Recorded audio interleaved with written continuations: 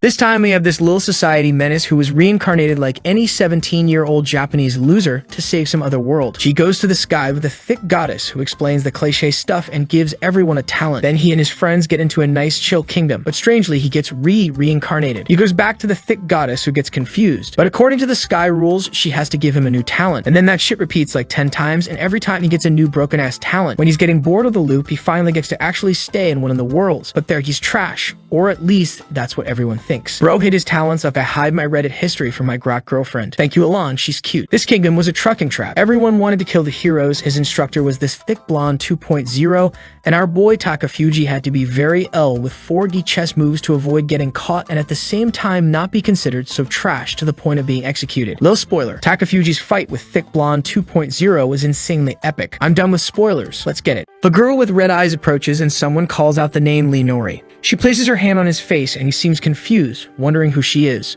Blood flies and she has killed the boy. That one lasted a long time. She drops the knife and falls into some kind of void. The boy wonders if he really got stabbed, why she was crying and how she knew his name. Amidst these questions, suddenly, he wakes up back in the classroom, reading a manga. Our protagonist's name is Takafuji Linori, 17 years old. He's confused, not knowing what that dream was, but he's in the same classroom as always. The days were the same, or at least they should have been. Suddenly, a magic circle surrounds the entire classroom, and a burst of purple energy explodes. Everyone covers their faces, and Takafuji then finds himself with his hand on the floor, not knowing what's happening. He is now next to his classmates, unable to understand how they ended up there. Obviously, everyone is screaming in panic, wanting to know where their classroom went. At that moment, an angel appears, telling everyone to calm down. They were in the path of souls, known as the void between worlds, and she was what people usually called a goddess. All of them had been summoned to another world to become heroes who would defeat the Demon King. So far it seems cliche, but pretty soon it will get kinda crazy. The guys are standing there looking dumbfounded, wondering what this hero business is. She then explains that they will be transported to a world called Burge, in an empire called Hyjin. The fools are standing there with their mouths open, not understanding much of it. Meanwhile, Takafuji can only think about how this is just like the plot of any random story. However, the angel continues explaining that soon they would leave this place and arrive in that other world. But before that happened, they would all receive a gift. Her hand appears over each of their heads and she tells them that with this, they will receive a special ability. They should be careful not to be corrupted by this power and lead people the right way. She wishes them good luck and the scene shifts to the castle. Slowly,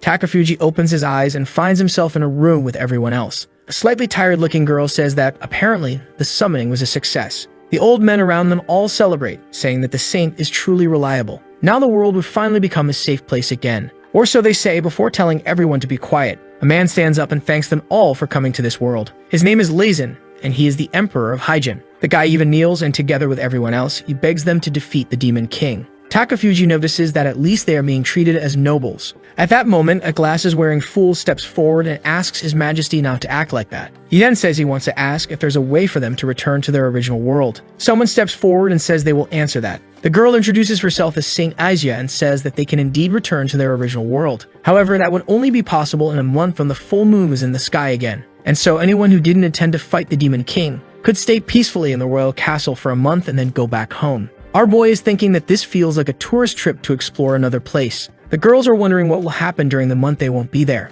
According to the saint's explanation, the timeline of that world won't change, and they will be sent back to the exact same place. Our boy is thinking that all of this seems way too convenient. Something feels off. Then the saint asks who wants to return after a month and says they just need to say so and no one will stop them. The group looks like they want to speak up, but she just pleads with them to save her country and this world. Takafuji thinks that normally, this is the moment when some hero wannabe steps forward and declares they will fight for them. But here there's only silence, meaning it looks like his class doesn't have a hero. The guy with glasses then says that everyone seems a little uncertain and asks if they can make this decision later. The king is there with his eyes closed and our boy just notices that for now, everyone is pretty calm. Then Leisen says that in 1 month they will be able to choose whether they want to return to their world or sign a contract to become heroes here. Today is a celebration, so they should enjoy themselves. Our boy thanks them and immediately goes to try the food. Tasting another world's cuisine is perfect. He's excited to find out what ingredients are used in a fantasy world. But suddenly, the same portal that appeared beneath his feet in the classroom shows up again. He assumes it must be the work of the Empire's mages,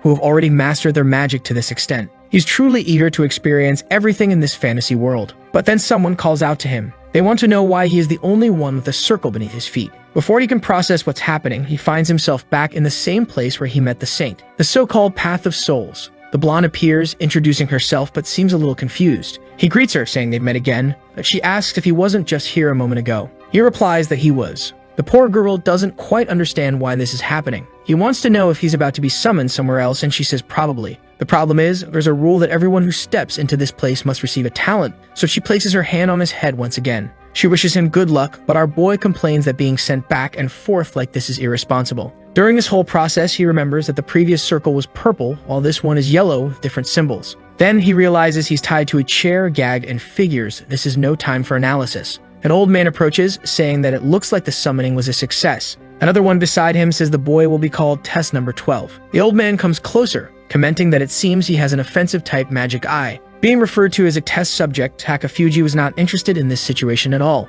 It seemed these summonings were much more dangerous than he had imagined. The two lunatics start smiling, saying they will now proceed with the experiment. It's more than obvious to our boy that this is one of those crazy scientists. The man steps forward with a scalpel, saying it's time to find out what his magic eye is all about. The old man explains that there are records stating that humans summoned from another world develop a magic eye upon arrival, and his job is to prove that it's true. Our boy quickly realizes that this so-called magic eye must be the gift he received from the goddess when he arrived in this world. The old man stretches out his hand, explaining that it would be problematic if the boy had an outburst of rage or lost control. That's why he will be put into hypnosis. For a second, Takafuji is startled, but then he just watches the man casting his magic circle. The old man realizes that not only is the effect minimal, it actually seems like it's not working at all. The problem is, this is supposed to be an advanced hypnosis spell. Takafuji finds it ridiculous that this is what they call advanced magic. At that moment, the other man calls for the doctor. Takafuji's left eye holds the magic eye of time, while his right eye contains the magic eye of truth. The man is shocked and celebrates, saying that possessing two eyes of such caliber is extremely rare. Immediately, they pull out their tools, saying they must begin testing right away because this is incredible. However, Takafuji knows that if they start surgery without hypnosis, it's nothing short of torture. He absolutely does not want that to happen and wonders if he can escape using his magic eye. Suddenly, a circle appears beneath his feet. The scientists look confused, but our boy and we already know exactly what's happening. He appears before the goddess, who is once again looking like a fool. She says this is the third time and asks if he likes her that much. Our boy just says it's inevitable. Then he questions whether she has any idea why this is happening. She doesn't really know what to say, admitting that this is the first time something like this has happened, and she will have to investigate further. Takafuji realizes that by now he has seen this woman so many times that he is casually chatting with a goddess. But before he can get any answers, he appears before a young noble girl. An elf praises her, saying it's incredible that she managed to summon a humanoid monster on her first try. However, our boy did not appreciate being called a monster. In this world, he was treated like a creature and almost forced into a subordination contract. But then the magic circle activated again. He reappears in front of the goddess, already smiling. She asks if he's not tired of all this. Our boy just wants to know why the summoning keeps happening over and over again. She then said she had an idea, but there was little time, so she would have to explain it briefly. She explained that the targets of a summoning must have a strong soul that is necessary to cross between worlds, and it seems that the boy had an extremely strong and rare soul. Takafuji said that he wasn't even a saint or a good person, so it was strange that he had such a pure soul. She said it wasn't about purity, but simply that he was strong. What he needed was for his soul to bind to one of these worlds to activate the hero's contract, and then this would stop happening. The scene then shifts to a castle, where a girl holding an orb says that he now has the ability to steal abilities. He is impressed by the girl's beauty, and in this fourth summoning, he received another gift. He ran straight toward her to form the hero's contract, but before he could start, the teleportation activated again. On the fifth time, he was summoned through dark magic. The girl was exhausted, sweating with her clothes all torn, while he appeared completely relaxed. At the top of a castle on the peak of a mountain. On the sixth summoning, he was brought as the resurrected demon lord, and all the monsters celebrated. But now, back in the sky, the angel commented that he had been accumulating incredible abilities. He was impressed, but then she said that the next summoning would probably be the last. That's why she would now combine all his abilities, and when he was summoned again, he should check his status. He would probably be able to see it with his right eye. Inside a castle, someone welcomed the hero. He calmly opened his eyes, thinking, here we go again. But suddenly, he was now with other people in this place. A high school student named Ryu Shinzaki and another girl named Tamaki Kurasawa. She called out to her friends, and a final girl named Elway Isogai appeared. At that moment, someone on the throne spoke. The king said that according to legend, they must be heroes. The protagonist noticed that everyone summoned here knew each other, except him. Everyone was wondering why he was summoned randomly among these three. They all turned to the king, who questioned if the three of them were the heroes and he was just an extra person brought along. The other three confirmed, and the man said this was the first time he had heard of such a thing. Then another girl arrived, asking if they were the heroes from the other world. She introduced herself as the first princess and personally took credit for summoning them, saying they should be grateful. Our boy immediately realized that this one was one of those annoyingly self-important princesses. She then informed them that they were now in the kingdom of the rising sun, a place where not only humans existed but also demi-humans and demons. Obviously, the demons were the enemies, led by the Demon King. They had their own nation and were invading all territories. That demoness really seemed dangerous. Be careful, young mortals. That was why all of humanity had joined forces to summon heroes. However, only women of royal blood could do it, and of course, she was the chosen one. Each country was obligated to train the heroes they summoned to kill the Demon King. They must have realized by now what a brilliant plan this was. However, Takafuji understood that their plan was just to summon a bunch of heroes and hope someone would take care of things. The princess asked them to become stronger as representatives of this kingdom and to kill that shameless Demon King. At that moment, Tamaki spoke up with a question. How were they supposed to return to their original world? The princess simply said that was impossible. After all, they should feel honored to be the proud heroes of the kingdom of the sun and should be grateful for their situation. Our boy was fuming, thinking that these bastards needed to take some customer service lessons from the kingdom of Hyjin. The king then told them to place their hands on the stone to discover the talents they received as heroes. The tablet was brought forward, and when Ryo placed his hand, he received the limit break ability.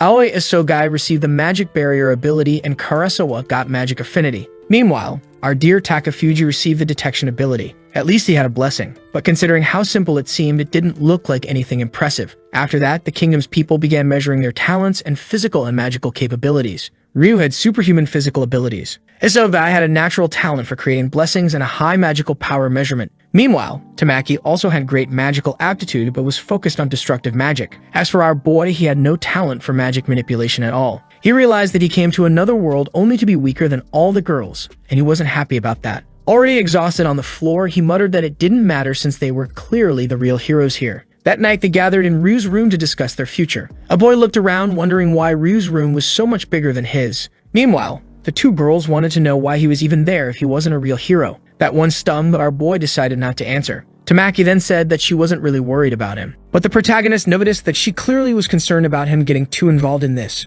She was obviously not an honest girl. Ryu then said that the detection ability he had could actually be very important. Takafuji noticed that each of them had very different opinions about him. Ryu then said that even if the boy was weak, Oa could just put a magic barrier around him. She agreed, saying that if he wanted that, then fine. Our guy just thought that for someone so quiet, she was actually really cute. That's when he stopped to think that all three of them were really attractive. Three lucky people in life. Tamaki then wanted to know if it was really okay for them to stay in this country. Ryu was about to say something when someone else commented that the country wasn't bad and the treatment was nice. They all looked at our boy, who was signaling for them to stay quiet. In his notebook, he had written that there were people listening to their conversation, so it was best not to say anything suspicious. The three of them stood there looking dumbfounded while he realized that the so-called blessing of detection was already proving useful. Even though he had no physical or magical talent, it was truly a remarkable ability. He could sense the presence of people or creatures beyond walls. For example, at this moment he knew exactly who was spying outside. When he was in his own room, he tried to keep the maids away, but they always came back. He then wrote in his notebook and asked Aoi to cast a soundproof barrier. It wouldn't hurt to try, and she began her chant. The circle spread, but she warned that it wasn't very strong and wouldn't last long. Ryu praised her, calling her an amazing girl. She got a little flustered. Meanwhile, Takafuji just realized that these bastards were going to flirt right in front of him. Then Tamaki wanted to know why they were spying on their conversation in the first place. Ryu said it was obvious after all. They were heroes with enough power to destroy a nation, so it was too risky to leave them unchecked. But she angrily pointed out that it made no sense since they were forced to come to this place. That's when Takafuji mentioned that this country seemed desperate. He didn't understand this world's standards, but he suspected they were in a financial crisis. That was because the king was personally involved in numerous affairs, which was unusual. On top of that, he had very few vassals for a castle of this size. Tamaki said she noticed that too, but at least the food was good. It was simple but full of spices and delicious flavors. Takafuji, however, didn't seem to enjoy the food and wondered if there was something wrong with his taste. His friends commented that their rooms felt more like a soldier's quarters than a hero's. And our boy thought to himself that they hadn't even seen his tiny room yet. Since they had never been summoned elsewhere, they had nothing to compare it to. But he still remembered his arrival in Hyjin very clearly. Then he told the three of them that they needed to consider an escape plan from this country, since his detection ability let him avoid all surveillance. In the meantime, they also had to figure out how to return to their original world and get out of here. Since the three of them were considered this place's only hope, there was no way they were going to let their hope return to their world. Besides, even though the princess had said there was no way to go back, it seemed like a lie or something she was hiding. Ryu said he agreed with the boy. The problem was that they were still weak and didn't know enough. So for now, they needed to observe things for a while. Suddenly, Tamaki moved closer to our boy. She commented on his yellow eye and asked what that was. Our boy quickly covered his face, realizing he had forgotten about that detail. After all, it wasn't common for a Japanese person to have a yellow eye. But Ryu just said that everyone has secrets they don't want to share, so it was best not to bother the guy about it. Every teenager goes through a phase like this, but soon enough, you grow out of it. For now, they should just ignore it. Our boy noticed that Ryu thought he was wearing a contact lens to look stylish like a protagonist, but maybe that was actually a great excuse. So he told him to behold the power of the mystical eye. Sometime later, he was back in his room, wondering what was up with this eye. He checked his status, and man, there were a lot of attributes listed. The problem was that, just like us, he didn't know this world's average, so he couldn't say for sure how strong or weak he was. But judging by the physical tests, maybe they were bad or something was off. Then he decided to check his abilities. He had a different ability in each eye, the Demon King's dark magic, the ability to steal abilities, and finally detection. He then noticed that he had some strange attributes, probably received when he was summoned as a monster. He belonged to the demonic race and was classified as a vampire with the rank of Baron. He had a debuff called Hatred of the Sun God. During the day, his attributes were reduced to 1/10, and he couldn't use his abilities. Now it all made sense. He had struggled during the tests because he was exposed to sunlight, and the food tasted bad because it had garlic. Not to mention, when he looked at the girls, he found himself strangely interested in biting their necks and drinking some fresh blood. This whole time, he had been so focused on using detection that he had forgotten to check what was happening inside his body. Multiple strange eyes, vampire traits, and all sorts of mutations. He couldn't even understand what he was anymore. Little by little, he started to remember everything that had happened. After recalling everything and considering all the summonings, here's what he has. The detection ability allows him to sense any presence near him. He then grabs an old spoon and says that with another ability, he can consume the energy of a material and create a weapon. With that, the cast iron spoon transforms into a knife. The red eye man, motion detection, absolute measurement, long-range vision, microscopic vision, night vision, clairvoyance, illusions, X-ray vision, photographic memory, perception of external gazes. My God, what a list. He notices that at least everything was vision-related. It was some kind of eye 2.0. What he doesn't quite understand is the yellow eye. The description stated that magic circles seen by that eye could be transferred to his pupil and activated at will. He decides that later he'll have to take some time to study the magic of this world. The problem is that the list of abilities is long and there are several he doesn't understand. At least the vampirism part isn't too complicated. If he drinks enough of someone's blood to kill them, they turn into a ghoul. If it's a virgin, they become a subordinate vampire if he drinks their blood. If not, the person just turns into a ghoul. Additionally, he can simply kill someone, give them a bit of his blood, and they will become his servant too. Two interesting parts are that if he drains all the blood, he can steal the person's memories and also their abilities. As long as he can use his powers freely at night, he's sure it won't be hard to get stronger. But first, he needs to adapt to this body and this world. The next day, under the sunlight, someone introduces herself as the Knight Commander of the Kingdom of the Rising Sun. The peculiar blonde's name is Ijiana Ishida. Our boy, who is just a little bit sexist, says it's amazing that there's a female knight and commander in this place. Maybe that's possible in fantasy worlds, or maybe it's related to their financial issues. Then the woman calls out to the two girls, saying that they seem to have talent for magic, but they need to learn the basics of martial arts. Normally, they would start with strength training, but she thinks that won't be necessary. Our boy, however, isn't excited about this. Apparently, his stats aren't as impressive, considering that Ryu has 1500 strength and everything above 1000. Tamaki has more HP than him and 3500 intuition, while Aoi has slightly less intuition, but a bit more in everything else. The stats of the three, from the moment they appeared, already surpassed the limits of a human in this world. Then Ejiana tells them to choose what suits them best and later learn the basics of martial arts. However, the fool over there would be different. She warns that first they need to develop his physical strength. The problem is that the boy is doing push-ups under the sun, which is destroying his attributes. Not only is he weaker during the day, but he also gets severe headaches. Ejiana says she will personally train him, so he better take it seriously. But the poor guy is already getting dizzy, and there's no way for him to escape this. Suddenly, the princess, who is annoying as hell, asks for permission to enter with her group. That's exactly what Takafuji is thinking too. However, she wasn't alone. There were other people beside her. Since the woman next to the princess stood close to her, she was probably someone of high status as well. She was a beautiful woman, but her expression was cold like a doll with a fake smile. Ejiana greeted the princesses and asked what brought them there. Takafuji immediately stopped training and sat back, completely relaxed, curious to see what would happen. The other girl just greeted them politely, while the annoying princess dramatically stated that she had put aside her commitments to come say hello, so everyone should be grateful. Our boy just laughed at her, until the other woman stepped forward. She introduced herself as the second princess and said it was a pleasure to meet him. That afternoon, she wanted to have a conversation with him. The scene then shifted to a chamber in the castle. In front of a board, she explained that they would have lessons there, but he found it highly suspicious that he was getting a separate lesson. The other heroes were also having lessons, but with the first princess in a different room. The truth was, all of this was because the first princess refused to teach someone who wasn't a hero. To her, that was an insult and an absurdity. He didn't care much, but he swore that one day he would get revenge for this. The second princess then said she would begin the lesson, but our boy wanted to ask some questions first. He asked if the first princess was older than her since she was called the second princess, but she explained that no, things were complicated. To sum it up, she said that the first princess was the true heir to the throne. Takafuji knew that royal succession was always a messy affair. Obviously, he didn't want to get involved in something like that. During the lesson, he learned that the kingdom of the rising sun was founded by the hero who defeated the previous demon king. That hero was a mage. In other words, the founder of this place was a witch, which was why witch worship was deeply rooted everywhere. The throne was always passed down through female heirs.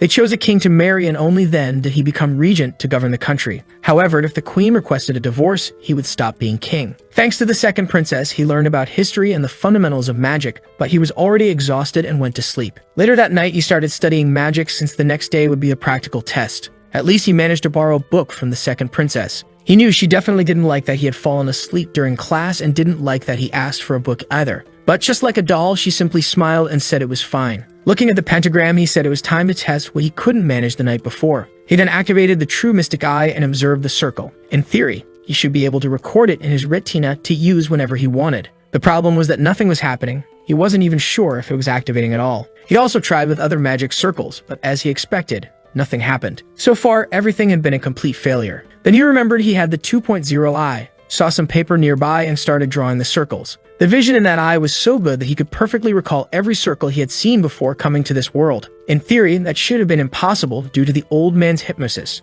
But the eye was completely different, and he was able to draw the circles with ease. Staring at the paper, an energy radiated from his eye. It was something he had never felt before, so maybe he had finally activated this thing. Excited to test if it was working, he rang the little bell. A maid entered, asking if she had been summoned, and our boy explained that he needed a little favor. Before she could react, he activated his eye and successfully cast the old man's hypnosis spell. A second later, her eyes became unfocused. He ran his hand across her face and confirmed that the magic had worked. To test it further, he asked what color her underwear was, and she answered black. Not that he didn't already know, after all, he had X-ray vision, right? Considering everything that had happened, he wondered. Maybe the ability to steal magic could only store circles from the same world where he obtained it. If that was true, then the only magic he would really have was advanced hypnosis. That was one possibility, but he couldn't be sure. When he had been summoned to other worlds, he had also seen every circle. If he concentrated, maybe he could summon them too. With that, he recalled one of them and successfully created the magic in front of him. Instead of being sent to another world, he was teleported to a forest just ahead. Apparently, he could use this as a teleportation spell, and he could combine the red eye's long-range vision with the yellow eye's portal ability. With that, he could leave the castle anytime he wanted. Now that he was far away, there was no danger in testing other spells. He then touched a wall and created a dark magic circle. With this ability, he could control inanimate objects, move them freely, and store them in his shadow. Objects controlled by this magic couldn't interact with anything outside the spell's influence. However, he could release the control, allowing normal interaction. While it was a useful spell, it also had inconvenient limitations. With dark magic, he could also use Shadow Step. The ability allowed him to enter one surface and exit from another nearby. Inside a thin tree, he found it strange. He felt like he was in a spacious area. He then decided to test the creation ability again. A rock began to dissolve, and he transformed it into a sword. He focused and started recalling every movement his eye had captured from the commander. With just one look, he memorized them and effortlessly executed the same cuts. Now that it was nighttime, he planned to practice as much as possible since he'd be exhausted by morning. After some time, he was completely drained but had the feeling that something had improved. Then a window popped up, stating that he had obtained swordsmanship level 1. With that, he learned how to unlock abilities. Now it was time to figure out how to level up. Using his detection ability, he sensed something nearby. From the bushes, he saw some kind of monstrous rabbit carrying another creature in its mouth. It looked like a bird, but it had fur, which was strange. Using his identification skill, he found out it was a demon bird gecko. The problem was that, judging by its stats, the damn thing was actually quite strong. Then he remembered hearing some people in the castle talk about how this creature's feathers were used for various things, which made him wonder how such weak people were hunting these things. As he walked through the forest, he found other creatures that seemed weaker. However, the lowest attribute among them was 600, and some even surpassed his own. Clearly, this was a high-level monster forest, which was a problem. With his current stats, he could win in a one-on-one fight. The problem was that the chance of multiple enemies appearing was high. Meanwhile, back at the castle, the incredibly beautiful Igiana was walking through the halls and calling for Her Highness. She told the second princess that the area was secure, but even so, she shouldn't be wandering alone at night. However, the princess then said she wanted to have a conversation with her. She asked if it was true that artifacts weren't being used in Takafuji's training. The commander replied that none of the heroes were using artifacts yet. The girl pressed the issue, asking why and pointing out that sooner or later, they would have to use them. The woman glanced to the side and then said that artifacts increased strength, but these heroes were not ready yet. Without physical and mental strength, they could become too dependent on them. That's why, for now, the best approach was to monitor them and prepare them gradually. The girl lowered her gaze, then smiled, saying that she really should never have questioned the strongest human. The commander remained silent for a second before saying that her smile had lost its former shine. The second princess turned and said she hadn't even noticed that. Igiana then wanted to know her opinion on the first princess, to which she responded that she knew the girl was talented, dedicated, and an ambitious woman. However, the commander questioned whether she truly believed that. Then the second princess said that the place was safe from dangers, but not safe from people who listen in on conversations. She then wished her good night and left. The commander remained there thinking that Princess Aaliyah was being very cautious, but she shouldn't be afraid of her. A few days passed and our boy was getting used to this world. Obviously, the other heroes were making progress and he was the slowest when it came to physical evolution. On the first day, Ryu already looked comfortable wielding a sword, and now he was continuing down the path of a swordsman. Tamaki had started using a staff, but her magic had a peculiarity. She was slamming her spells into the ground as if wielding a giant hammer, and he couldn't understand the logic behind it. Meanwhile, Aoi was training with a bow. Normally, archers needed protection, but since she had a barrier, that actually made sense. So now they had Ryu, who was extremely strong in close combat, Tamaki, who blew everything up both from a distance and up close, and Aoi, who was a self-sufficient archer while also defending others. Our boy, on the other hand, had only been able to train properly for the past 3 days. He had already noticed that they were only teaching him how to throw weapons from a distance. They were training him in stealth movement and how to disable traps. It was obvious they wanted to turn him into a scout to make full use of his detection ability. But when night fell, he would return to the forest to practice his abilities. At the moment, he was practicing controlling objects freely and remotely. He directed the dagger's trajectory and canceled control at the last second so it would stick into the tree. However, as he looked up at the moon, he was still furious about that damn sun curse. He wondered if it would disappear once he leveled up. For now, all he could do was keep improving his abilities. The demon bird Keko was there, drooling as it prepared to eat when something came rushing toward it. Man, it was Takafuji flying at full speed. The guy was practically off the ground. Now he was using his dark mana control combined with object control to restrain creatures. With that, he easily approached, locked eyes with the beast, and activated hypnosis. The monster froze, allowing him to get close without any risk. He finished it off, lifted it with dark magic, and stored it in the void. Man, he could enter his own void without a problem. And since he was a vampire, you already know what he was about to do. Taking advantage of the fact that no one was watching, he drank the monster's blood. Once he was done, he left the area. He quickly located his next target, but this one was ugly as hell, and he knew it wasn't going to taste good. Unfortunately, beggars can't be choosers, so he kept hunting until there was nothing left to do. As dawn broke, he teleported back to his room. So far, this had been his daily routine. Then Nala entered his room, greeted him, and told him to wake up. Our boy had been trying to use hypnosis on her as little as possible, but it was inevitable since he needed to gather information about this kingdom. Through this, he learned that the current queen had been unable to bear children for a long time. In a country ruled by women, that was a major problem, since the queen wouldn't have a daughter to inherit the throne. To make matters worse, young noble girls were mysteriously dying. To prevent their lineage from ending, they accepted a noblewoman as one of the king's concubines, and that woman gave birth to a child. That child was Aaliyah, the second princess. She was raised with love until she turned 7, but that's when the true queen finally gave birth to a daughter. Her name was Amanda, meaning the beloved girl. True to her name, the queen loved her far more than the other, especially since her daughter had inherited an incredible talent for magic. With that, Aaliyah was no longer considered a potential heir. The moment Amanda turned 7, she automatically assumed the position of the first princess. Everyone celebrated while Aaliyah stayed in the corner pretending not to care. But she realized that from that day forward, her existence no longer had any meaning in this world. She was forgotten by the people, abandoned by her own mother, and no one in the royal family wanted to interact with her. That was how Aaliyah was forced to live in solitude like a doll. Takafuji thought that she was just like him, since no one expected anything from either of them. She then smiled at him and gently asked him to wake up, telling him that even though the lessons were boring, they were essential for his survival. Our boy was exhausted, yawning, wondering why she was nagging him today, considering that she normally didn't bother him. She then commented that she had heard he was learning espionage techniques during training. Even though he wasn't talented in magic, it seemed like he had a good chance of making use of what he was learning here. One thing our protagonist didn't understand was why he couldn't properly use the magic taught in this world. He knew it was probably a rare case, since even Nala, a simple maid, could easily manipulate multiple objects. However, Aaliyah said that Commander Ijeana Ishida was a busy woman and wouldn't have taken time to train him if she didn't see potential in him. But the boy replied that maybe she just saw the advantage of being known as the person who trained one of the heroes. That's when Aaliyah slammed the table and said no. She was certain that he could become strong, and that was why she wanted to see him put in effort. He was a bit confused by how close she was, but she turned away and told him to follow. In the next scene, they were descending a long staircase. After what felt like an endless path, the two of them stood before a massive door. She cast a spell and said that they would continue his training in this room. Then she added that even though he was a hero, people called him a failure. She turned to him and asked if he didn't find that shameful. Takafuji once again wondered what was going on with this girl today to make her so fired up. He knew that ever since her misfortune, she had been suppressing her emotions. She had been faking it so well that people started calling her the doll princess. But at that moment, she was different. She was no longer the quiet and reserved girl he had met. She then entered the room, and on the ceiling was a massive magic circle. This would serve its purpose, she said, before warning him that at this rate, he would be exiled from the castle. Before he could explain himself, she recited a quote from the former queen. "They have no obligation to nurture incompetent people who come to this kingdom." Our boy still didn't care much and simply said that he wasn't incompetent. He had the detection ability, which was quite useful. She agreed, but at the same time, he wasn't putting in as much effort as the others. As someone carrying a blessing, he should take fate into his own hands and do his best. Takafuji, poor guy, was always falling asleep in class because he stayed up all night. But even though she didn't know it, he had been putting in effort, hunting in the dead of night. So he told her that he was trying. He was doing his best within his limits. It just didn't seem as powerful as those three. Nor was he as academically skilled as she was. But then Aaliyah revealed that this magic room had a barrier. He placed his hand on the door,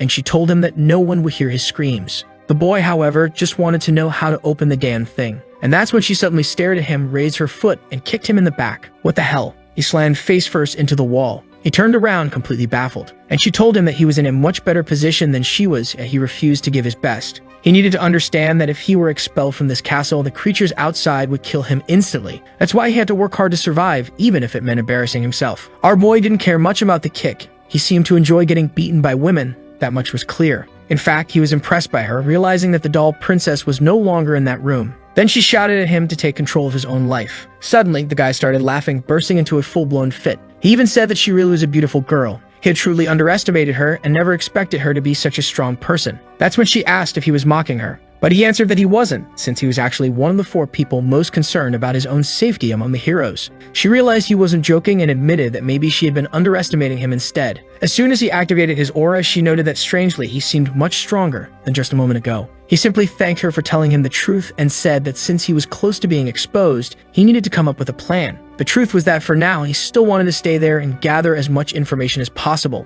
The next day on the training grounds, he thought about showing the true strength of his blessing just to avoid being expelled. The problem was that they still wouldn't be entering any dungeons, and in the sunlight, he was completely weak. Once training wrapped up, our boy decided the best course of action was to talk to the commander. He called her over for a chat, hoping to convince the queen not to expel him. But the scene immediately cut to her saying that it would be quite difficult. He asked if she truly believed his ability was useless. It might seem like he wasn't putting in effort during training, but he was. But before he could continue, the commander interrupted him and said that actually she didn't think his ability was useless at all. In fact, she even wanted him to join her night brigade. That surprised him, and she explained that his ability was extremely valuable in the dungeons they raided. He could become an essential tool in any kind of adventure. However, he needed to understand that his words carried no weight and would never be enough to convince the queen. But if he chose to serve the kingdom as a soldier instead of as one of its weakest heroes, that would be reason enough for them not to exile him. Our protagonist paused to think. He knew that if he joined this country's knights, he would be trapped in this nation. It wasn't something he could decide so easily. So he told her that he appreciated the offer but needed some time to think about it.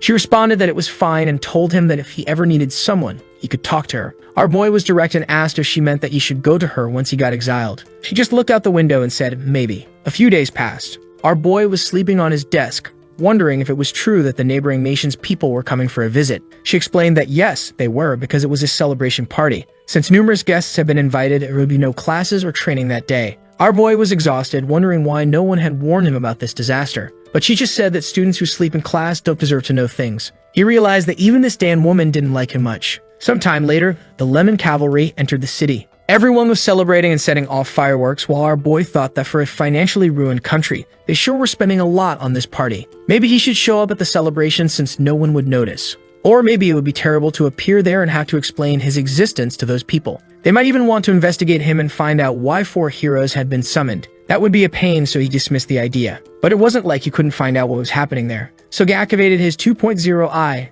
and his awareness began navigating through the hallways. He saw the 2 princesses and thought that his teacher looked stunning in her new dress. But as always, her smile still seemed a little fake. He saw all the fancy food on the tables and immediately realized that Nala had been lying. Earlier, while talking to her, he had discovered that one of the reasons this kingdom was going bankrupt was these ridiculously extravagant parties. It seemed the queen was obsessed with maintaining an image of splendor and luxury, completely draining the treasury. Then something surprising happened. He saw a group standing in front of Ryu and immediately knew. These were the heroes from another country who had also been summoned here. One of them had a particularly unique appearance. With blonde hair, it was hard to believe he was Japanese. He decided to use his identification skill and found out that the guy's name was Masayoshi Date. He thought that was a pretty classic name for a hero. But what he really wanted to know was why this guy was shouting at Ryu. He read his lips to find out what he was saying. And the blonde guy was shouting Takafuji's name, demanding that they bring him immediately because he was challenging him to a duel. Damn, this story was moving fast. The party was over in no time, and now Leah was announcing that Takafuji was coming.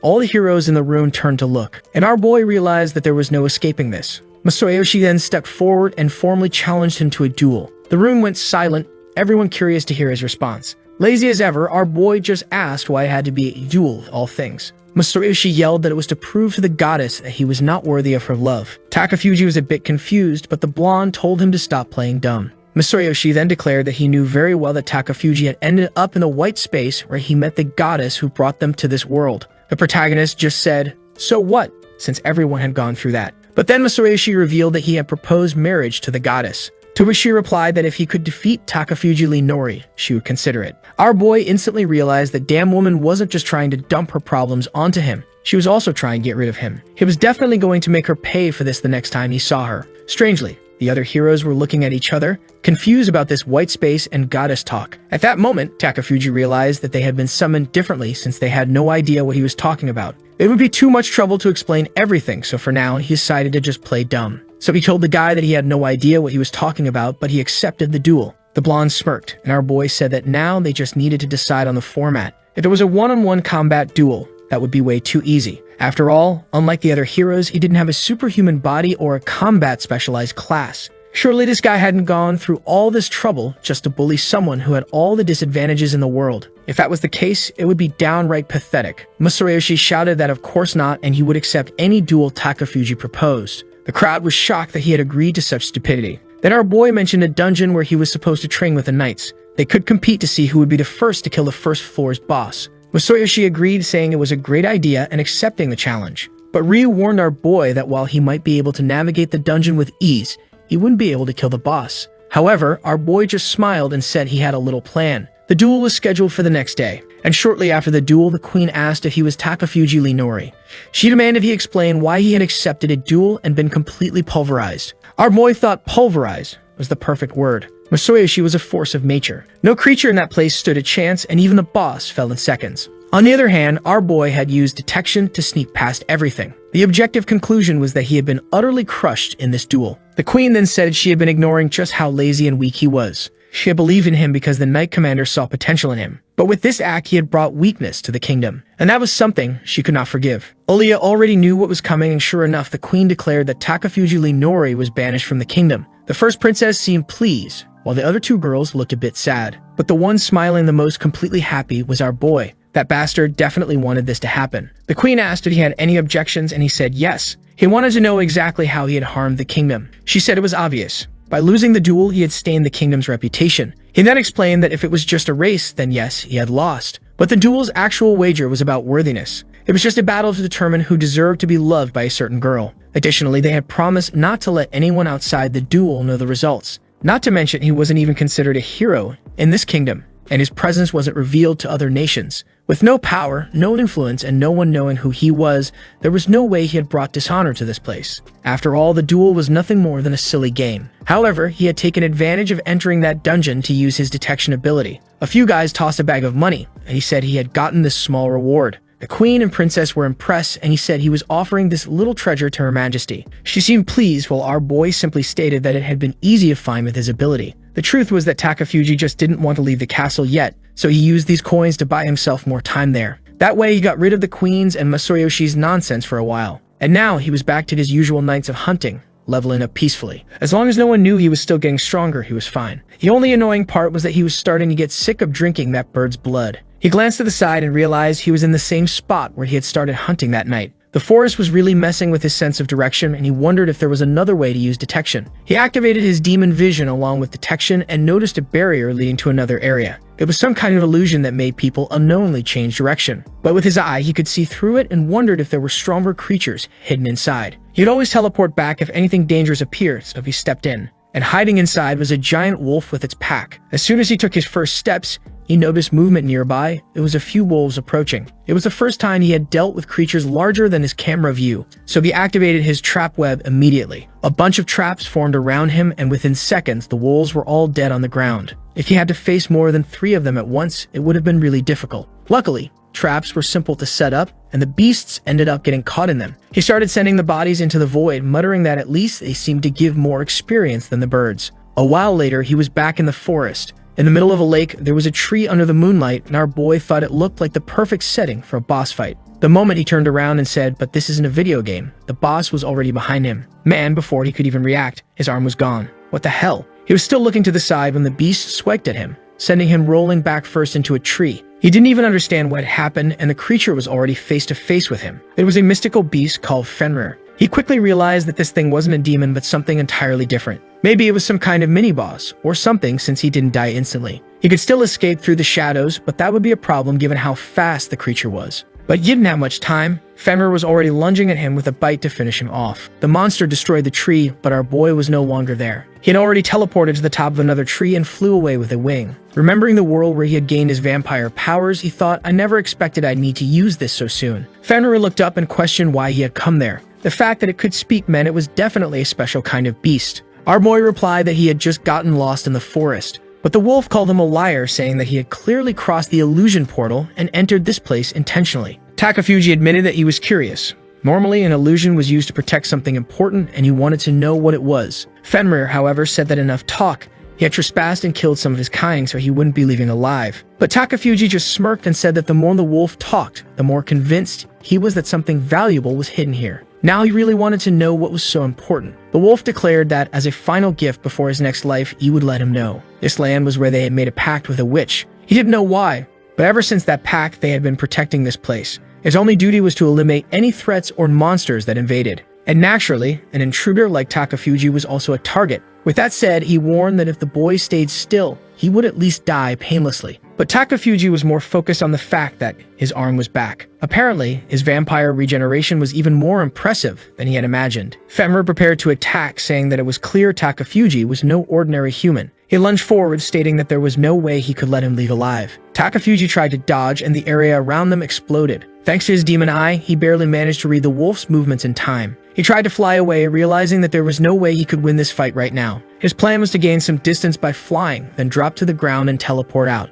But mid-fall, the creature launched a barrage of ice attacks. Takafuji raised his arms to protect himself, but the attack struck a tree instead, slicing it clean in half. The wolf turned its head toward him for just a second, then in an instant was already lunging for another bite. Another explosion of force, and he barely escaped to the side. The monster was so fast that he had zero chance of using hypnosis, and it was becoming impossible to find an escape route. He saw a waterfall ahead and wondered how the hell he was going to get out of this. The wolf was coming from above, sending another ice attack while preparing to bite. Our boy braced himself, but this time his wings were completely shredded. Fenrir grinned, then came in for the final attack. But Takafuji grinned back, activated his ability on the ground, and sent up a barrage of spikes. Fenrir barely managed to dodge to the side, avoiding being impaled. Takafuji had been storing leftover tree trunks in the other dimension in case something like this happened. The problem was that the situation hadn't exactly gotten easier because of it. As Fenrir locked eyes with him, Takafuji tried to find an opening to use teleportation. He wanted to use hypnosis to distract the beast for just a second. So he began casting dark magic again, muttering that he'd have to buy some time. He pulled out a few daggers, and the wolf prepared to counter. Takafuji knew he had to create at least one opening. He expanded his aura while the wolf wondered what the boy was up to. The protagonist knew that the creature was overwhelmingly strong. He had nearly gotten his back torn apart by a bite. At the last second, he pulled out more knives and hurled them toward Fenrir's head. The wolf thought it was a pointless move. Such a poorly planned attack wouldn't work on him. He swung his tail, sending out another ice barrage, but our boy blocked with his knives. At least thanks to his regeneration, as long as he protected his head and legs, he could keep moving and stay alive. Meanwhile, Fenrir was starting to be impressed by how persistent this kid was. Our boy then activated a black thread trap. The surrounding trees had already been marked, and the wolf was caught in the bindings. For the first time, Fenrir seemed to be immobilized. Takafuji smirked for a second, but within moments, all the trees shattered. The wolf simply stated that something like that wouldn't even leave a scratch. Stunned and terrified, Takafuji went back to trying to escape, realizing that he had only one option left. As he dodged more ice attacks and the wolf lunged in for another bite, he prayed that this would work. He kicked off a tree, launching himself skyward with the Parker move. The wolf assumed he was trying to flee by flying. What an idiot. He sent out another tail attack, declaring that the boy had just made himself an easy target. But as he had been moving, Takafuji had been laying out threads using his other eye. And now the entire area he had traveled through had turned into a teleportation circle. He activated it, saying, "Now there's no way you can escape." The wolf realized the boy had vanished from above and wondered where he had gone. But Takafuji was already on Fenrir's back, whispering, "The plan worked. Time to say goodbye, buddy." With that, he stabbed the wolf straight in the eye. The beast howled in agony as Takafuji casually remarked that getting beaten up was kind of his style. But the mystical creature started thrashing its tail, obliterating everything around it. One of the attacks nearly hit our boy, but now that the beast was blind, dodging was much easier. At first he thought he had only taken out one eye, but no, the kid had been quick. He had slashed both. The monster was completely blind. But the way it had stopped moving made Takafuji realize something. It was trying to locate him by scent, and the bloodthirsty aura radiating from the creature was terrifying. Once again it lunged for a bite, but our boy simply said, "Yeah, I think it's time to go." Its attacks had slowed and teleporting away was now easy. The wolf was left behind, wondering where the hell that bastard had gone. After a few teleport jumps, Takafuji collapsed into his bed, completely exhausted. After all that suffering, all he had managed to do was slightly injure the creature. But next time he would win. From that day forward, he began infiltrating the castle's equipment storage, gathering high-quality materials and metals, just in case another emergency like that ever happened again. During the fight, Takafuji had managed to steal some of Fenrir's fur. The material had crystallization and hardening properties. As soon as he applied a bit of dark magic, it immediately solidified. That explained why every time the monster attacked, there was an energy surge in its strikes. If this was a material that reacted to being touched by humans, he wondered what would happen if he crafted a weapon with it. He ended up creating a type of thread called Gleikner. These were indestructible strands no matter how much force was applied to them, and when infused with magic, they hardened and crystallized. For him, this was perfect. Not even Fenrir himself would be able to break it. He then had an idea and modified the thread to form a glove. A black glove that had the same dark hardening and crystallization as the threads. Since Fenrir had attacked him so many times, he had gathered a good amount of material, giving him another interesting idea. The next day, our boy was suited up in a full custom outfit, complete with boots and a suit. Now, it was revenge time. A yellow explosion lit up the forest, startling Fenrir. Takafuji appeared with a casual, "Hey, it's been a day since we last saw each other." Fenrir was furious. This damn bastard had actually dared to set foot in his land again. The monster was still blind, and Takafuji commented on how beautiful his eyes were. The creature immediately lashed out, telling him to shut up. Our boy was impressed. Even blind, Fenrir was still that accurate. The wolf then warned that no one had ever stepped into this land twice and left alive. Takafuji noted that between its rage and the pain of losing its eyes, the creature was a real stubborn bastard. Its fur was incredible, so obviously he needed to kill it and take more. Fenrir kept attacking until Takafuji touched a tree. From inside it, several black wolves emerged. The beast had no idea what was happening as it was bitten from all sides. Takafuji casually remarked that by scent alone, Fenrir should already know what they were. He was being bitten by the corpses of his own kind.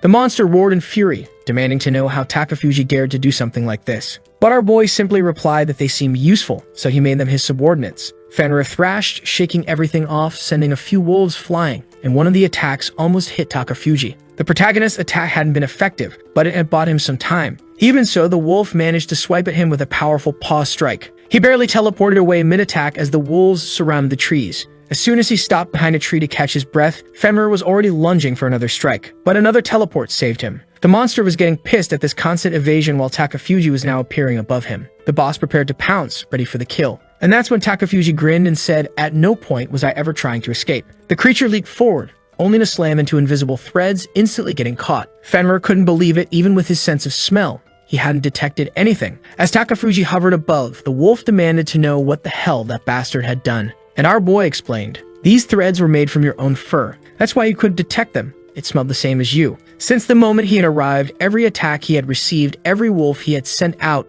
it had all been a distraction. While the monster was busy, he had been weaving the trap the entire time. Now that Fenrir was immobilized, there was nothing he could do. Takafuji bid him farewell and activated the thread's compression. The lines tightened, pulling the beast to the ground. The watching wolves stared in silence. Fenrir, in disbelief, wondered if this was really the end. If he died, the pact would also be broken. But my guy, too late for that. Takafuji didn't just kill him, he had already drunk his blood. That single death alone earned him 5 levels and some extra abilities. That's when he noticed something interesting in the system, a unique skill, Bastard King. Then someone called him Master. When he turned, it was the wolves he had killed. They were now standing before him, apparently able to communicate, most likely due to his new ability. He wondered if this skill applied to any subordinates. One of the wolves then asked him, "Why don't you make Fenrir a subordinate too?" Their former master had been a creature that had fought desperately to protect this land and had always shielded them. That's why those who once served Fenrir now wanted to follow him as an ally. Takafuji took a deep breath. It wasn't like there was any downside for him in doing that. The problem was, he was already exhausted and running out of energy.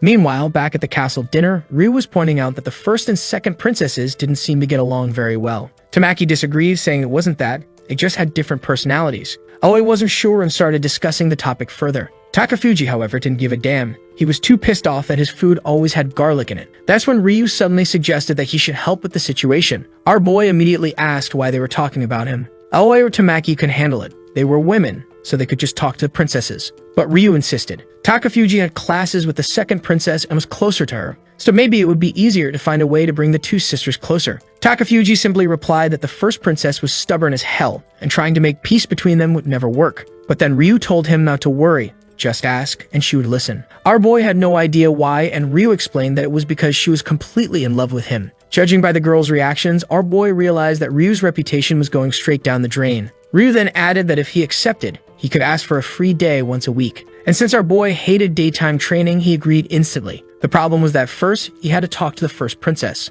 So he knocked on her door. She was already standing there with her arms crossed, saying that she was only talking to him because Ryu had asked her to, so he better speak quickly. The moment he stepped inside, he already wanted to go back to his room. Before he could even open his mouth, she declared that for today only, she would allow him to address her directly. He should feel very grateful for such a rare opportunity. He ignored everything she was saying and instead noticed how luxurious her room was. Seeing his reaction, she smugly assumed he was fascinated by the wealth she possessed, riches he would never obtain in his lifetime. He then pointed at a duck figurine and asked if she really liked that. Amanda scoffed, calling him an idiot. She was royalty. Everything she owned was either a gift from her mother or from noble families. Our boy just wanted to disappear from there and decided to get this over with as quickly as possible. So he finally brought up the subject of her relationship with the second princess. Amanda immediately cut him off, saying that she had never cared about her. Takafuji realized he shouldn't have accepted this stupid deal. Tired of the theatrics, he flatly stated that Ryu had asked him to help the two princesses talk more. But Amanda replied that she personally had no interest in that. He didn't quite understand why, and she said that as a commoner, he shouldn't even be getting involved. He rubbed his face in frustration.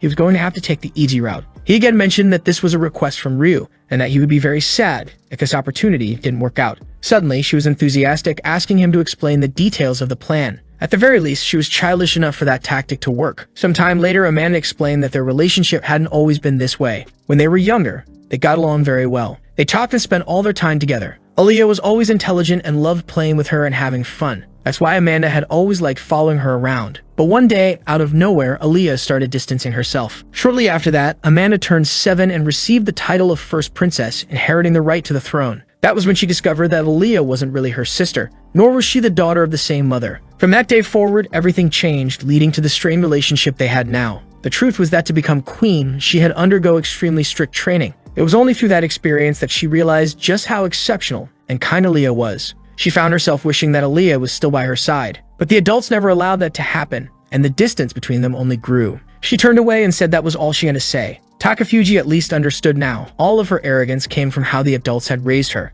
Just like her room, it had nothing that truly reflected her. Everything she owned and even her personality to some extent had been shaped by others. Acting superior was just the only way she could express even a little individuality. Amanda then lay down on her desk and said that now that she had shared everything, he should give her some advice. Takafuji told her that she should go to Aaliyah and say, "From now on, I'm calling you my sister." But Amanda replied that if she said something like that, all the maids would start gossiping. He laughed and asked if the maids were somehow above the princess. It was strange that the future queen wasn't even allowed to decide how to act. She tried to explain that it would only cause problems for Aaliyah, but he told her that Aaliyah wasn't as weak as she thought. She hesitated for a moment, then finally said that she would consider what he had said and thanked him. Without saying anything, he just left the room. Sometime later, he told everything to Nala. The maid listened but didn't seem too excited about it. Still, she said she would deliver the message. Our boy knew that this was the best way to get the message across since Nala was also close to the second princess. The next morning, Nala came to him saying she had something to tell him about the second princess. He asked what it was, and she said that Aaliyah had sent word that today they would have a special training session.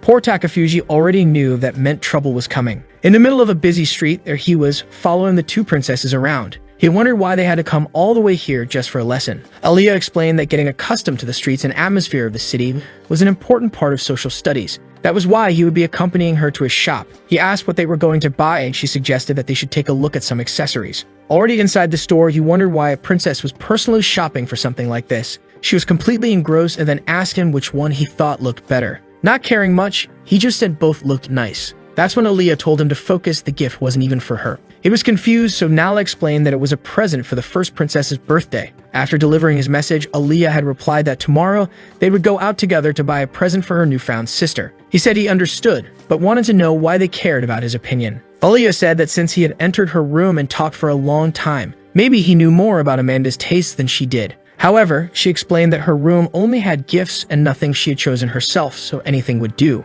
The second princess asked if that meant gifts were useless, but he explained that a gift's value came from who gave it. That was why he believed that whatever she chose would already be enough. Nala thought the boy was being kind, but he was just giving the fastest answers to get home and sleep as soon as possible. Still, the second princess was happy and immediately went to buy the gift. The maid praised our boy, saying that thanks to him, they had this idea. And seeing Aaliyah smile, she added that it was really nice to see her happy again. Aaliyah turned around, asking what they were talking about, and Nala quickly covered it up. 5 days passed. At the very least, he had been invited to the first princess's birthday party. The place was filled with ridiculously expensive food and high-status guests. Everyone stood around looking like fools, badly drawn as he put it, while our boy observed everything with his demon eye. As usual, he was listening in on conversations with Aaliyah and wondering where the second princess was. Then he spotted her, hiding behind a pillar. She seemed nervous about approaching her younger sister. Considering Amanda was talking with Ryu, it was understandable that getting involved in that conversation would be difficult. He decided to play dumb and give her a hand. So he suddenly appeared beside Aaliyah,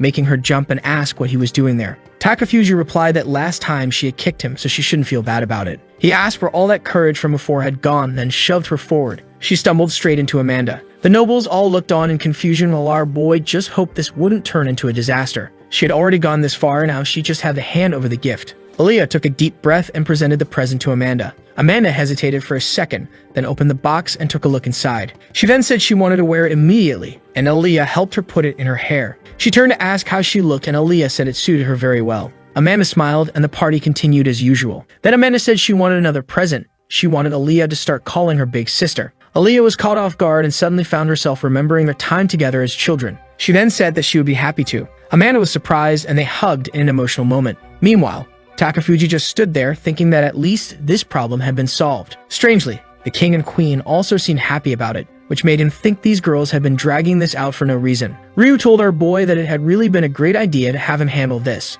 to which our boy replied that he had worked hard to make it happen, so he better get a good reward. Ryu said okay, he would try to find something worthwhile. But looking at the two princesses, he was genuinely happy that it had worked out. Takafuji, on the other hand, just thought that this guy really always acted like a perfect hero. He then said goodbye, stating that he was going to get some fresh air. When he stepped outside, Aaliyah approached him and thanked him. Our boy just told her not to worry, there was no one around to listen to the conversation. Aaliyah smiled, saying that his detection ability really made things easier. Takafuji then asked if she felt better now that she had started expressing her emotions. She got angry, saying that if anyone never showed emotions, it was him. But suddenly, there was a bloodbath on the ballroom floor. Everyone was in shock, and our boy realized that after this, Aaliyah would never be called the doll princess again. A scream echoed through the hall, and both of them turned toward it. Aaliyah was about to run, but he blocked her path and told her to stay put. There was a head flying through the air, and the king and queen were dead. What the hell happened here? A man shouted, ordering the corrupt to stay silent. He declared that the former rulers had been recklessly spending the kingdom's finances without concern for the people.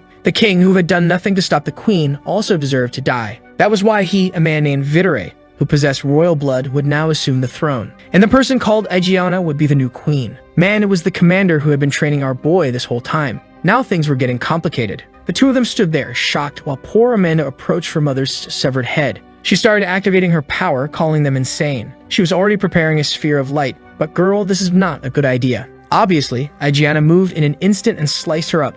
She didn't kill her, but damn. I actually felt bad for the girl, but at least she looked cool as soon as that useless piece of trash hit the floor. She writhed in pain, and the brute she had just received rolled across the ground. The heroes were in shock, and Ajiana told Ryu not to move. If he attacked in any way, his death wouldn't be peaceful. That's when Videre shouted, saying that they were merely children and pawns of the witches. They had betrayed the witches' will by making the foolish decision to summon heroes. That was a grave sin, one that could only be forgiven through death. Man, while poor Amanda was crying out for her sister, Ajiana slashed her down. What the hell, girl? This commander was a real plot twist. Everything flipped. The one I hated, I now liked. The one I liked, I now hated. Aaliyah was about to do something, but the protagonist knew it was stupid. She was about to scream for her sister, but he immediately covered her mouth, telling her that getting caught would be the dumbest move possible. A rebellion was the last thing he had expected. Then Videre ordered the citizens and soldiers to send these fools who stood against the witches to meet them. A noble tried to say something, but man got slashed in the back before he could finish. The bastard even smiled at the sky, declaring that now he had finally purified the entire royal family.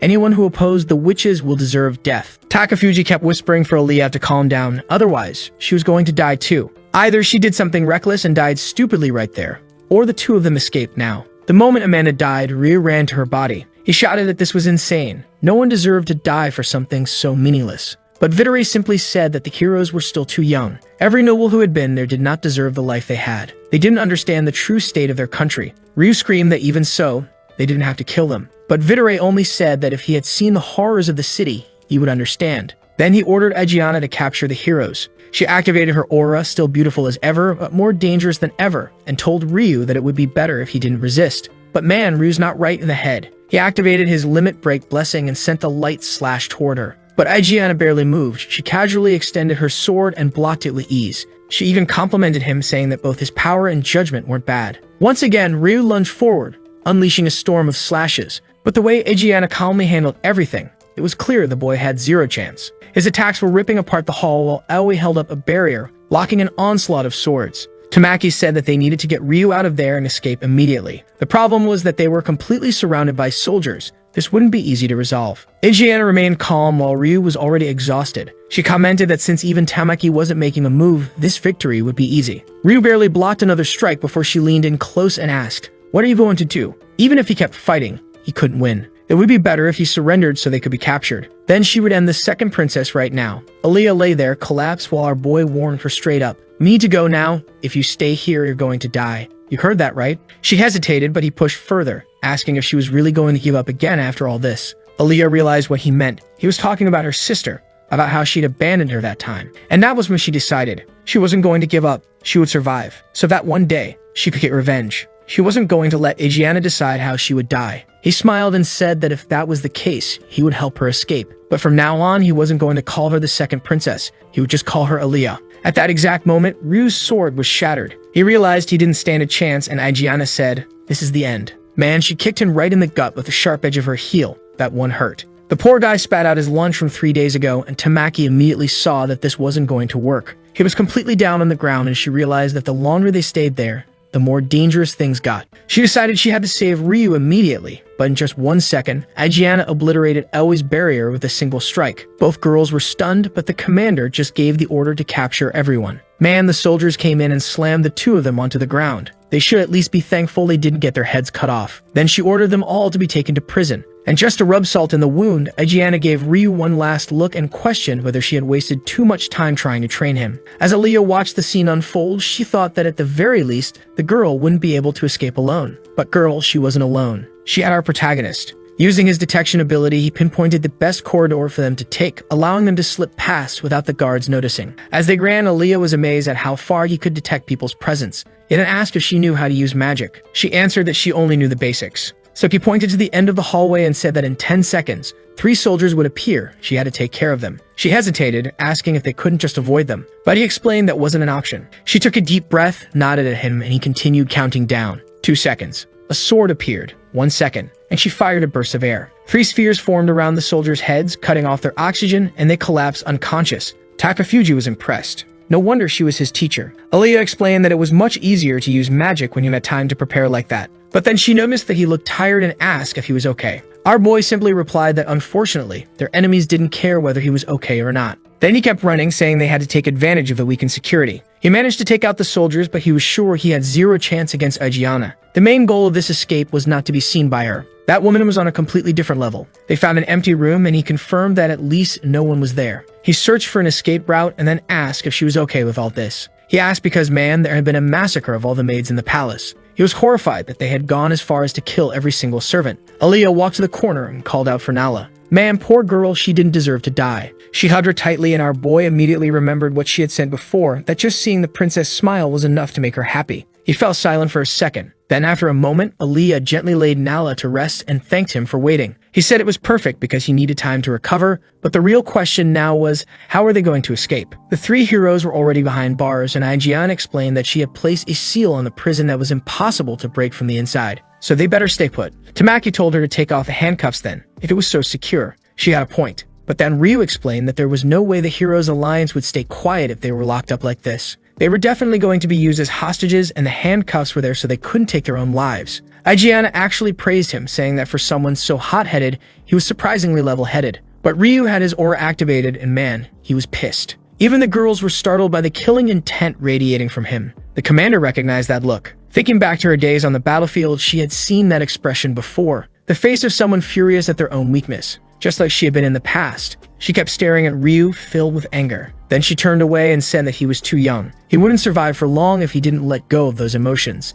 If he had stayed calm earlier, he could have at least saved Tamaki or Aoi. Now all three of them were locked up. With that, she left, while they just sat there looking like fools. Ryu clenched his fists in frustration, seething at the fact that the damn woman still acted like some wise mentor even in a situation like this. Walking up the stairs, Igiana was in disbelief that they still hadn't been found. Takafuji was escaping even better than she had expected. Takafuji pauses to think but eventually says it's worth a try. He asks if the rest of the royal family knew about this. Of course, she says they did. That escape route for royalty, she's not even sure if it's worth trying. But just says they don't have any other choice, so that's that. Aliyah looks back and apologizes to the poor girl who had just fallen asleep. Sadly, she was still too weak. All she could do was thank the maid for everything she'd done up to now. Poor thing, really pulled at the heart. Meanwhile, the army keeps moving forward through the castle, searching for the two of them. Takafuji wants to make the most of this one chance they've got. The only problem is that royal escape route, it's not hard to figure that Aliyah would try to run through there. Takafuji's feeling pretty down too. No real options, nothing he can do to get them out of this.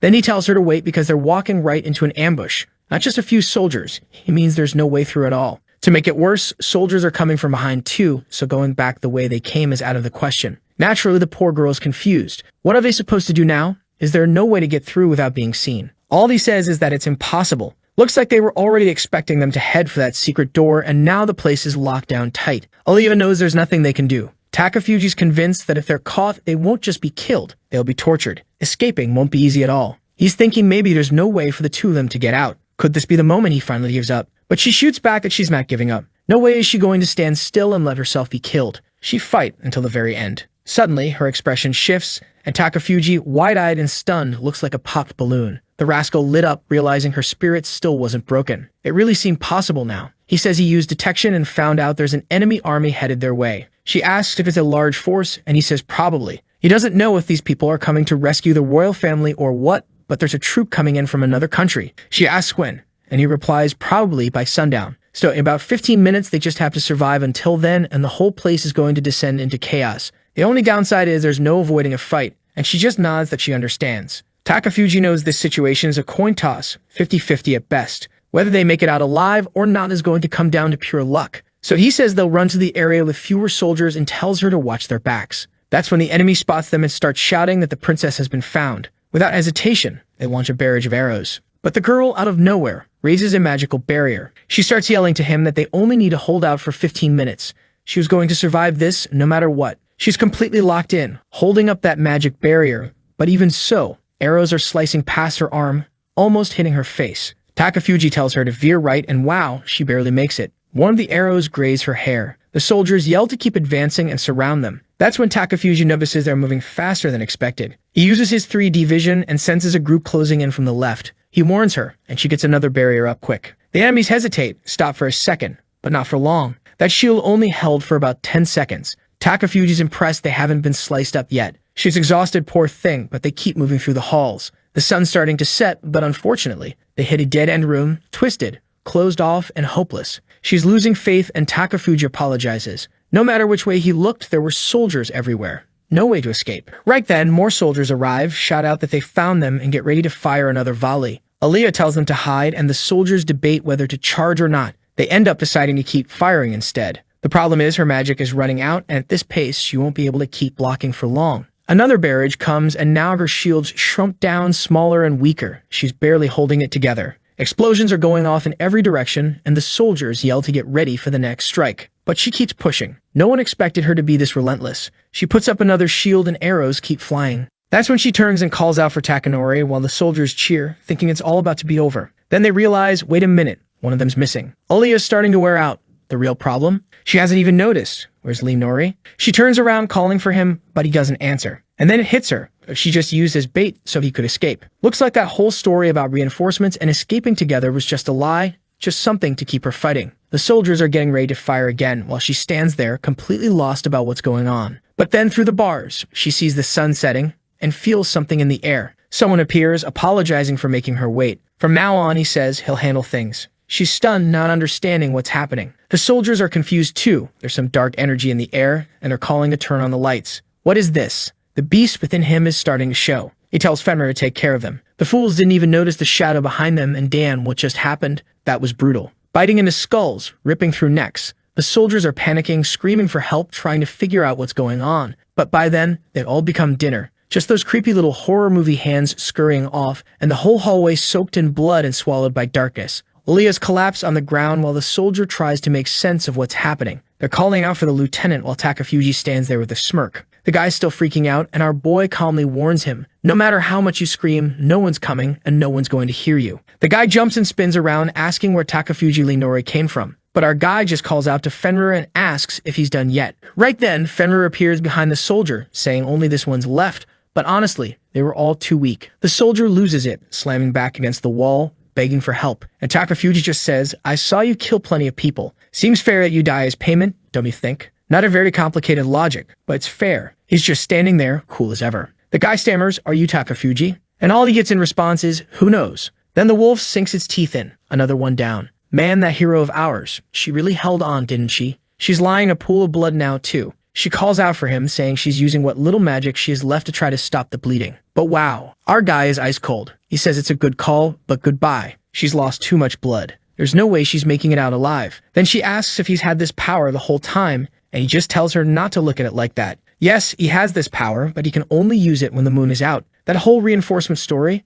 Obviously fake. He could have survived alone. But he said it, just to give her a little hope. Looking at her now, he remembers those eyes full of vengeance and determination. Even in that state, she still hadn't given up. And if that was the case, maybe he wanted to see what she was capable of. Wait, what? Out of nowhere, he asks, are you a virgin? She wants to know how he knows that. Okay, now I'm kind of scared about what he's offering. He tells her there's a way for her to survive, but she had to become his servant, his subordinate. By accepting death as a human, she could keep living as something beyond human. The choice was hers. I'm just concerned about the beginning of that offer. As weird as it sounds, she's lying in a pool of blood. She remembers Amanda and the maid and realizes she doesn't have a choice. Even if she had to sell her soul to a demon, she wanted to live. The devilish one says it was a great answer. He grabs her by the neck and says, just like she said, he's much closer to being a demon than a god. Then he bites. Blood starts flowing through her body. He places her down gently and tells the creatures nearby to keep watch. Their job now was to protect this woman until she wakes up. Meanwhile, back with the king, some soldiers arrive reporting that the second princess is surrounded. He says he understands and tells them to proceed with the mission.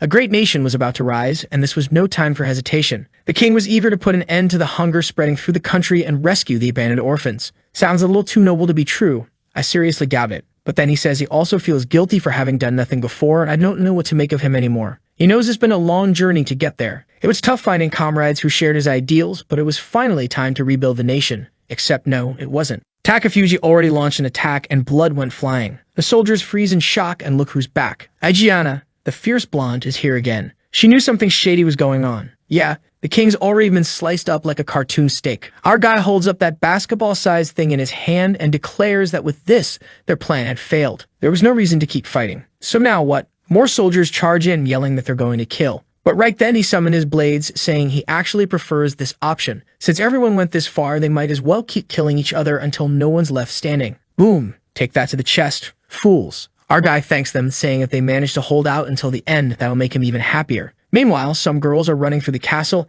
asking each other if they heard that. Screams, people in agony. It was coming from the room where the king was, so they better hurry. When they arrive, who's there? Our guy, just standing in swag mode, hands in his pockets. He looks up and says he remembers very clearly. These were Igiana's top knights, the Valkyrie squad. One of them calls out to Takafuji, wanting to know if he was the one who did all this. He looks back and asks if he said yes, would she actually fight him seriously? Man, everybody's already floating in rage. One of the girls grits her teeth and charges in. But, whoa, she took a blade. What? Thought he was just gonna dodge. Then her expression changes. Takafuji asks why she's showing her emotions so openly. Was it someone she cared about? Not sure what he did, but it looks like he hit her with an illusion, stabbed her, and finished her off in a mutual strike. The other one's confused, and he's just there, untouchable. The girl calls out for Miranda and Alice, telling them to get ready. This guy was dangerous, and they had to be careful. Takafuji's a bit impressed. He just killed one of their friends and are still composed. One of them, holding a weapon, says she'll aim for a vital spot. Takafuji uses analysis. He notices their weapons are magical, completely different from anything he's seen before. But suddenly, his foot's trapped in ice. One of them says she got him, and the other says she'll handle the rest. An arrow almost hits him, another one with a magical tool. The speed at which these girls activated their gear was on a whole other level. It literally shredded part of the boy's face. Like, for real, she blitzed past him in a flash. And she even turned back to say she was going to win now. But the guy's smiling even while getting slashed. Didn't remember him being this tough, but yeah, turns out he is. And that's exactly what they weren't ready for. He was still moving. But how? She starts to realize he's avoiding counterattacks so he doesn't get hit himself. But that was the worst decision he could have made. She charges in for another strike, but suddenly, she's caught in threads. Actually, not even her. Her teammates all drop to the floor. At this point, it's starting to look like he's going to wipe them all out. Then he says he likes watching these coordinated attacks, but unfortunately, he's running short on time. So he'll give her the chance for a one-on-one duel. As a warm-up, he'll start by facing the squad's commander. Then Mike can't believe he plans to fight Igiana after this. Clearly, the guy's insane. He tells her he knows she's probably the most skilled one among them. Fighting without having to worry about anyone else would let her truly show what she's capable of. So why was she still stuck in a group like this? She grits her teeth and charges at him. He blocks while she screams at him to shut up. He didn't have the right to speak like he knew her. Things are heating up. Takafuji shifts his hand to the side, pulls out a little blade, and deflects another strike. Meanwhile, she remembers when someone told her she had talent. Igiana introducing Maria to everyone, asking the girls to give her a chance. Maria looks so gloomy, all flat-faced like a biscuit. But the girls came in, asking questions, introducing themselves, and she started blushing. Back to the present, she tells Takafuji not to insult her comrades. She would never forgive that. He just smiles and says he likes her fighting spirit. He wants her to keep coming at him. While the lunatic's celebrating, shouting for her to come at him with everything she's got, suddenly he pauses, maybe unsure if she's even paying attention. Turns out, she completely ignores him and rushes over to help her friends up, saying she's not alone. She's got the Valkyrie squad with her. But then, out of nowhere, she hears a scream behind her, and bam, she takes a bite to the shoulder. She starts calling out for Alice and Miranda, asking what's going on, and Takafuji simply tells her that, unfortunately, her friends are no longer with them. They had already turned into ghouls, and now the real fight could begin. He says he kind of wanted this to last a bit longer, but sadly, it's time to end things. Then he waves goodbye and says the four of them can have fun together now. Man, the guy's brutal. Left Maria there to be eaten by her own friends. We already knew Takafuji was dark, but damn, he's getting even darker. Now all that's left is the finishing touch to this whole story. Outside, soldiers are being devoured, and Igiana comes running in a hurry. That guy's standing there with a smirk, and she could tell something was off. In the throne room, there's blood everywhere, and she's getting a bad feeling. She glances to the side, and instinct hits hard. She freezes for a second and sees the severed head. She walks over and gently picks up the hand. Unfortunately, when she gets a gut feeling something happened, it usually turns out to be true. Meanwhile, under the moonlight, someone says, "Isn't the night beautiful?" In his world, there's a saying used for moments like this when making a confession. Igiana asks if it was Lee Nori, and he replies that the head is a gift for her.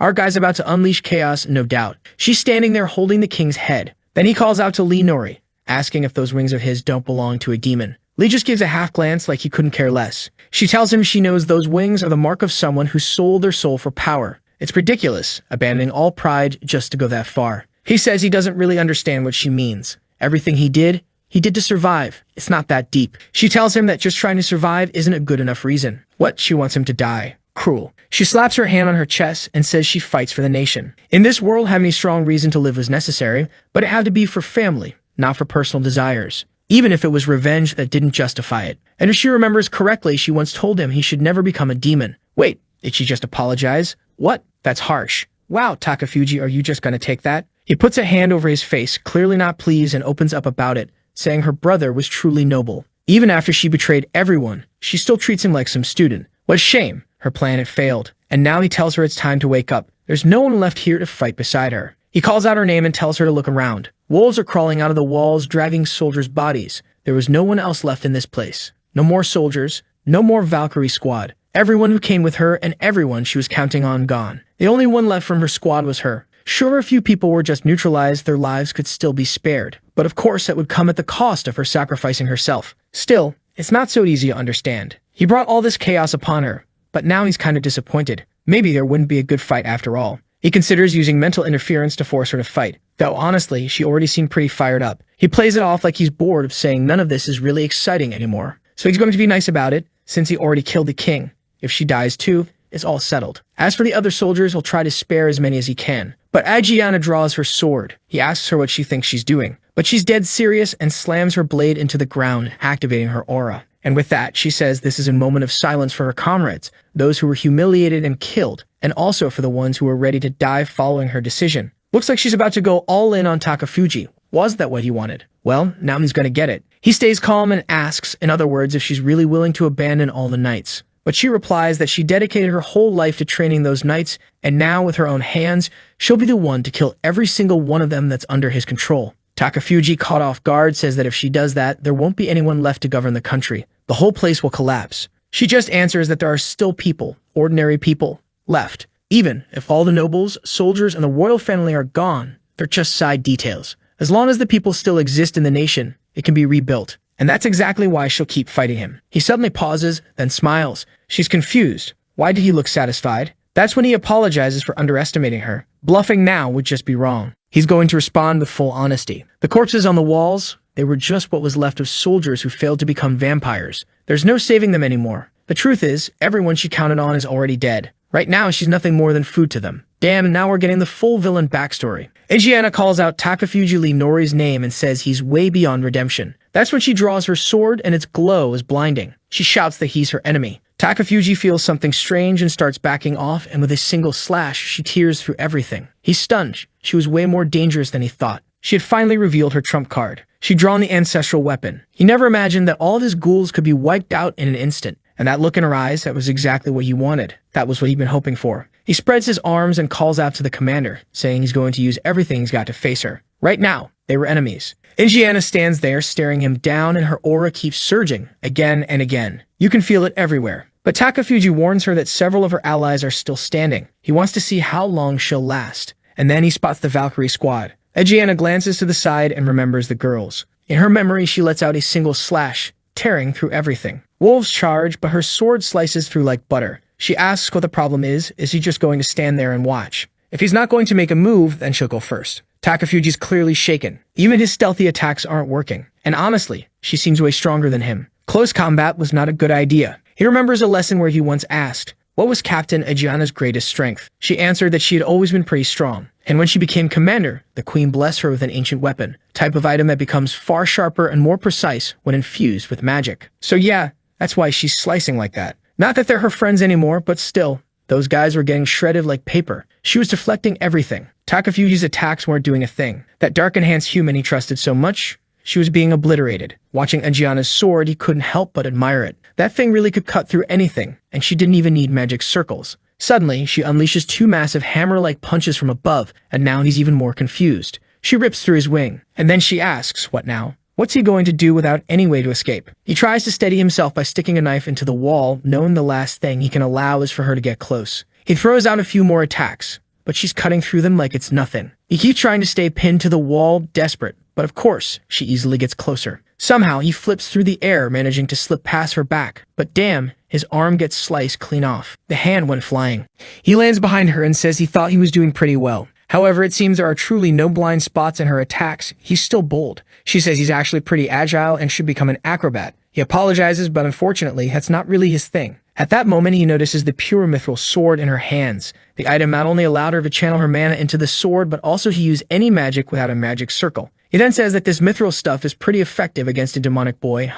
She says that's exactly right. He probably heard it from the second princess. So he was an intelligent boy. He thanks her for paying so much attention to him. However, she keeps approaching. What she didn't expect was a knife flying from his hand, but with a no-look-past trick shot, she defends. The poor boy is starting to get startled, and she then says he's full of amusing techniques. She wants to know what his next trick is. Damn, are you seeing this fight, bro? It's been a while since I've seen such an insane one like that. He laughs that she noticed, but activates his biming ability anyway. Ajiana easily cuts the threads. He notices that nothing he's doing is working. At that moment, she's about to advance again. However, she's hit by a barrage of attacks. Up on the wall is Fenrir, casting lightning. That sly dog Takafuji, he got out of her barrier's range. He actually placed Fenrir outside and ordered him to attack. She says that his familiar really has a good strategy. It's just a shame that from so far away it's easy for her to detect. He realizes the wretch didn't even go for the magic. Her natural reaction time is just insane. She sends another hammer and Fenrir dodges. Our boy keeps scrambling, telling Fenrir to stay out of her reach and keep attacking, while at the same time throwing his own knives. But Thick Blonde defends herself and says the sheer number of attacks is impressive. But how could he keep up this pace? He was thinking of draining her energy, but she's conserving a lot, destroying everything he sends with ease.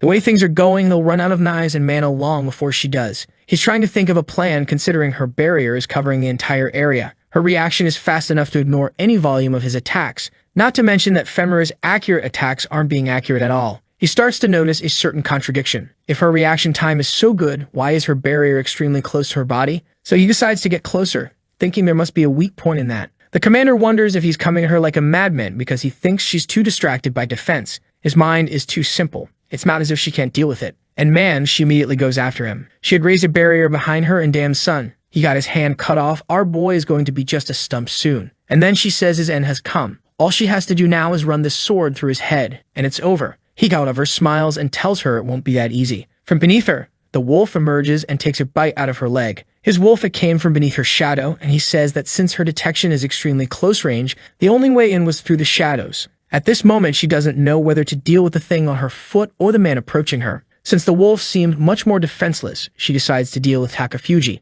The problem is that she then notices he still has one hand, and he smiles, saying that unfortunately, she let her guard down. Now she's scared, wondering if just her sword won't be enough. Takafuji keeps getting closer and is almost at her barrier. Suddenly, she thinks something about hypnosis, and Takafuji says she looked right into his eyes. A barrier appears in front of her, her eyes turn yellow, but she instantly cuts through the illusion. He's shocked that even magic circles could be cut by that sword. He then activates another spell and gets some distance. The wolf on her foot is cut down, and she demands to know what he did. He replies, "How should I know?" And she tells him to just say why he's laughing like an idiot, because he says she's funny too. Wasn't she enjoying it? She replies, "How should I know? Damn, they're just trading barbs." He tells her to look up. He had sent some attacks up there, right? As always, she defended herself. Takafuji was eager for the grand finale. Eyes glowing, gauntlet glowing, circles appearing behind her. She sees another formation and wonders what he's planning to do. She wanted to send another slash, but at that moment, he emerges from it himself. She's a bit confused, and he thinks that, just as he predicted, her first reaction was to try and cut it. His plan was to stop her arm so she couldn't finish her attack. However, man, he starts screaming at the same time. She looks frightened. I think he went in for a big bite on Lil Blondie. The problem for her is that she can't fall for this hypnosis. But at the same time, her foot is injured. She knew that if she focused on the barrier, she wouldn't have time. So she goes for an all-or-nothing move. She uses the air hammer magic to propel herself, and man, her arm moves a mile a minute. Obviously, Takafuji realizes what the Dan woman did, but still the thing went through him like butter. Geez, the kid is in disbelief, calling her name. And what's this? A basketball spinning on the floor. Yeah, ours boy head. At the same time, at least Fenrir is coming from behind to get revenge. But obviously, she just sends a slash in its direction. The little wolf dissolves. Our boy is just there, agonizing. Meanwhile, she exhausted laughs, saying goodbye to Takafuji Linori. That crazy girl thinks everything's chill under the moonlight, holding our boy's head in her hands. It had been a long time since she had to go all out like this, but she couldn't afford to fall now. Just as she starts thinking something about the second princess, bam, her hand, the one holding his head, gets sliced off. She's a little confused, and from the looks of it, he bit it off. Then she turns around and boom,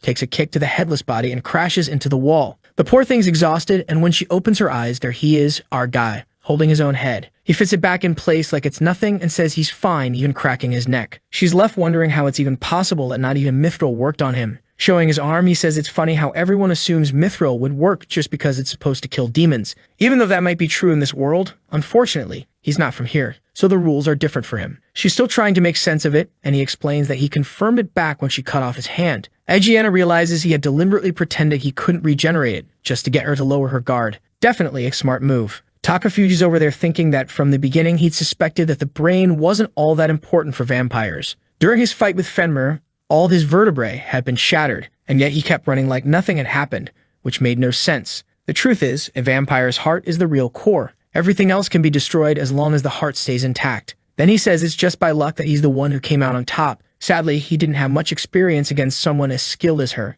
She replies that she understands, and he lets out his sigh, saying he had to give it everything he had. And once again, that crazy woman's laughing. She figured that out too. He stares at her and calls out, "Man, she's wrecked." Then he tells her he's going to take all her power. Turning her into a ghoul would be way too boring, and that's why he's saying goodbye. Damn, did he really kill her? You're insane, Takafuji. Sometime later, honestly, I even forgotten those guys were still around. He shows up and says Ryu really made a mess. The fool calls out to Nori, who says he brought the magic key to set them free. The girls rush over all excited, saying they were so worried about him. He simply replies that he knows very well, then triggers hypnosis and tells them they should be more concerned about themselves first. Ryu shouts, asking what he's doing, and tells Nori to stop. But our guy just tells him to chill. He doesn't intend to hurt him. Then bam, Ryu falls under hypnosis too, and our guy tells him to leave. But Ryu's confused, wondering why he can't move his body. Our guy realizes this bastard actually has enough willpower to resist it. Even so, he calls the two girls over and says he's got a little favor to ask. He wants them to clean up the mess he's been making. He explains that a lot has happened. She's supposed to take this staff, make sure to burn the whole place down, and make it look like he died too. The girl's so deep under hypnosis, she says it's amazing. And she really do that? He tells her it'll be easy if she just stops subconsciously limiting her powers. Then he asks Awa to put a barrier around them so they won't die in the fire. Next thing you know, the girl's screaming, saying she feels like it's really possible. She's going to set everything on fire. Ryu calls out to Tamaki, saying there are still people alive in there. She'll end up killing everyone. But she just replies that it's fine. She's going to give it her all. He keeps yelling, but the sparks are already flying, and boom, fire everywhere. The entire mansion explodes, and from far away, you could see the castle going up in flames. Even inside Aoi's barrier, which should have offered complete protection, Takafuji's still feeling the heat. That's what you'd expect from a hero, blessed with divine power. But in front of all those flames, someone was watching the castle crumble. Looks like they were remembering Amanda, who passed on, and the poor little maid who went with her. And let's not forget, she lost her parents too. Damn, poor thing lost everyone. On the other hand, at least she's still alive, living her new life in the new swag. But hold on, remember how this whole story began? She shows up with that same expression, calling out to Takafuji. Could she be the one who brought him into this world? But how would that even be possible? No idea. He asks if everything's over, and she wants to know if he finished cleaning up. He looks surprised. She already knew what he was going to do. She answers that the moment he entered her body, the knowledge came with it. Wait, enter her body? Must have been with that bite, right? She just didn't expect her hair color to change too. Of course, he says it's better to have a new hair color than for her to have died. She says it's weird though, it feels like she's kind of blocked by his thoughts and words. She's not sure how hard it'll be to hit him, and he thanks her. But apparently, it wasn't that hard. She smacks him to the ground. Even lying there, he says things might not be so bad after all. Besides, he thinks the new hair color suits her. Oh, now that she's at Takafuji too, right? All cheerful now. Then she says it's true. She didn't lose everything. She survived and gained a bit of freedom. The cost was just her entire family, her sister, and everything else. But she's okay with it because she's found something she wants to do. She's not sure if in this state as a servant, she'll ever be stronger than him. But that's exactly what she wants, to earn back her true freedom. Takafuji's a bit impressed and says it's a good idea. Poor thing, she doesn't even realize, right? Being under a servant contract like that, she's got no chance at all. He says that now that the little princess has made up her mind, it can head to the place he's been using as a base.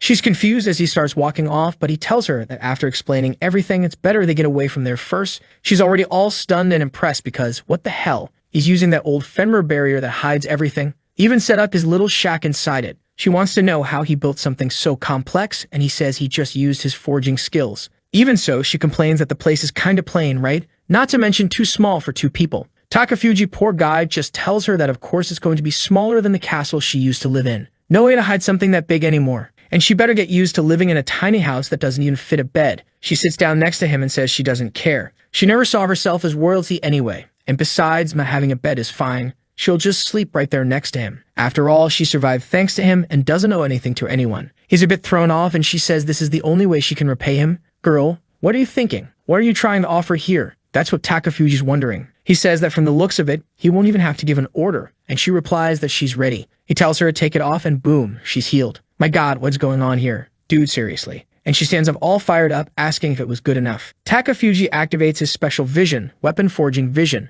Oh, you silly dog, gave her an outfit, didn't you? She's a little confused. He says it's weird seeing her in those rags. He clarifies that becoming a subordinate wasn't meant in that sense. And besides, he chooses who he spends his time with. For her to offer herself like that, she must be real confident. Damn, he just shut her down, rejected and embarrassed her. She's left there all shaken. She thanks him anyway and runs off while he thinks she really is a little princess. Outside, the poor girl's muttering that she messed up. Why did she try something like that? She just wanted to show she was willing and motivated. In the end, she was the only one who survived, betrayed her country, and left everyone behind. Maybe all of this is some kind of punishment. Then Takafuji suddenly asks if the punishment she thought she deserved was sleeping with him. She jumps, startled, and he says it's surprising how rude she is. She's confused and tries to apologize again, saying he misunderstood and that he has no idea how grateful she really is. He doesn't seem to fully believe her. Desperate, she begs him to believe that everything she's saying is true. Even though she's no longer human, she survived, and she doesn't regret any of it. Then he says there's something he wants to try and asks if she wants to help. Excited, she says that if it's something she can do, absolutely. He explains that he got several skills back at the castle, but there's one he can't use alone. She's already pumped, saying that if that's the case, she can definitely help, until he says it's a sexual skill. And she's just like, wait, what do you mean? Right then, he pulls her clothes and says, you said you'd help, so now you've got to be ready. Besides, it's just a little touch before bed. She tells him that kind of thing isn't healthy, but he just says she promised she'd do anything, so she's got to accept it. Man, in the end, he made all that fuss and still went through with it. Damn, Takafuji, you scumbag. In the next chapter, while Aaliyah soars through the skies, he's thinking about all the skills he got. Swordsmanship, cooking, cleaning, doing laundry. Man, there was no shortage of new stuff. And he decides to level everything up to the max right away. Then he tells Little Miss Witch to come down, and man, he wonders if it was him or her who got the genius skill. He's impressed that the girl's gotten seriously good at flying fast. He asks if she liked the clothes and if she wants any adjustments, and she says no. It's easy to move around in them. He's surprised. Unlike him, she clearly knows how to use her powers without holding back, no matter if it's day or night. Then he hands her his sword and tells her to give it a try. As soon as she draws it, bam, thing lights up with a red aura. She looks at it and says it's a beautiful blade. Wants to know if he used some kind of transformation. He explains he tried to reinforce the sword Igiana used with dark magic. It turned into something like an absolute ancient blade of black power, but that name's too long, so he's just calling it Black Sword now. Aaliyah's impressed that he's got a weapon of that level now. He says it might sound amazing, but when he tried using it, nothing happened. Probably because he doesn't have the type of magic that this world accepts. He wonders if it's going to be that way for everything, and says that yeah, unfortunately, it probably will. That's exactly why he's giving the sword to her, hoping she can master it. And let's be real, the design of the sword after the transformation is seriously badass. She kind of throws a playful threat, asking if he's sure he wants her to get that strong. He replies that she can try all she wants. He's got tons of ways to get stronger. Besides, a strength contest shouldn't rely on weapons. Also, she needs to understand because he can't use that weapon, he's able to learn things that only someone from his world can. She says she knows it's because he doesn't follow the rules of this world that he can keep getting all these new abilities. It's going to be an interesting fight to see who ends up stronger. She says that part's already settled. He asks how, and she points at her fangs. That's when he realizes, damn, she inherited everything he had. But instead of focusing on that, she's busy hugging Fenrir, saying how adorable he is. He tries to explain that thing's a savage beast, and Fenrir immediately hides. She's a bit sad about that, saying she wanted to see more of the wolf, and he asks if she's the type who loves animals. She says not really, but she ended up taking care of all the ones her sister got tired of. Then Takafuji turns around and says it's time for them to leave, probably to the nearest nation to gather some intel. A place where a hero hasn't been summoned would be the best choice. But she tells him there's no such place, man. There's not a single country in this world that hasn't summoned heroes. He's confused, and she explains that there's an alliance called the Alliance of 32 Heroes. Every country is required to summon a set number. He thinks that's overkill. Like, why so many heroes, seriously? That's a big problem for him. It means there's a bunch of people out there who might want to hunt him down. That includes that blonde guy from that one fight who disappeared and the annoying Ryu and his buddies who vanished too. He knows they're bound to become a problem sooner or later. The next chapter kicks off with someone talking about beastmen, magians, elves, half-dragons, even humans. She asks that all of them be used as vessels for his return. An eye begins to form, then a hand takes shape. Yep, that's probably the Demon King those 32 heroes were summoned to fight. Shock of the century, right? Lord Ignoia, the demon lord of this world, has been summoned. Meanwhile, look who's walking around the sea all confident. The place is buzzing with activity when someone calls out to her. Some old man hands her some bread, saying it's to thank her for helping him the other day. She's a little confused, but the guy keeps handing her stuff. Everyone's calling her Eri. It seems that's the nickname she's been using to hide her real name. It's been a while since she and Takafuji arrived in the city of Regan, a place known for its block-style architecture and also considered a holy nation. So yeah, the church there is super powerful. The good news is that the city has an adventurers guild, which is perfect for them to earn some money. Lenore is going by the name Kiri, and she's the one who always has to go out and grab food and everything else. Meanwhile, The guy just wants to sleep. But when she says she's back, bam, he gets launched out of the house with a bloody nose and smacks right into the wall. Doesn't seem too serious though, since he's down there crying for help. You could already feel the pressure. This intense woman says it's impressive he didn't lose consciousness after that hit. Didn't make any sense for someone who goes around flirting with women to have that kind of toughness. She clearly liked him. And her name? Fanatique Lesejos. Hold up, no way that's her real name. My god, it really is her name. She says she's going to rehabilitate the boy. Grabs his face while Takafuji tries to figure out what this woman just said. Alea, on the other hand, is just watching in total confusion, not understanding what's going on. But yeah, looks like she didn't like that interaction one bit. And that's how her new life began in this country. Now from Takafuji's perspective, Dude's been hitting up taverns non-stop since joining the guild. Like, what's going on? Did he kill everyone and now he's just chillin'? I mean, fine, I'll give him a pass to unwind a bit. The bartender's asking him to pay up, but he just tells her to keep it on tab. If he runs out of money, he'll just dip into Alea's cash. And while our guy's turning into a full-on drunk, Alea's out here grinding quest after quest, earning the title Black Rose. The adventurers gave her that name after seeing her take down hordes of monsters, twirling her little dress. And Takafuji? Just soaking it all in and enjoying life while she rakes in the gold. No one at the guild can figure out why the Black Rose hangs around a dude like him. Then some guy asks why he doesn't try earning money himself. Says lounging around while a woman pays his way isn't exactly masculine. Takafuji just tells him to mind his own business, and he notices the same guy who used to drink alone in the corner is now trying to sit next to him. As he drinks to build poison resistance, he's also slowly figuring out how the city works. The only downside is he's drinking so much that people are starting to avoid him. Suddenly, the doorbell rings, and in comes that wild Fanatique Lesejos with a weird name. Takafuji wonders what a cleric is doing in a place like this,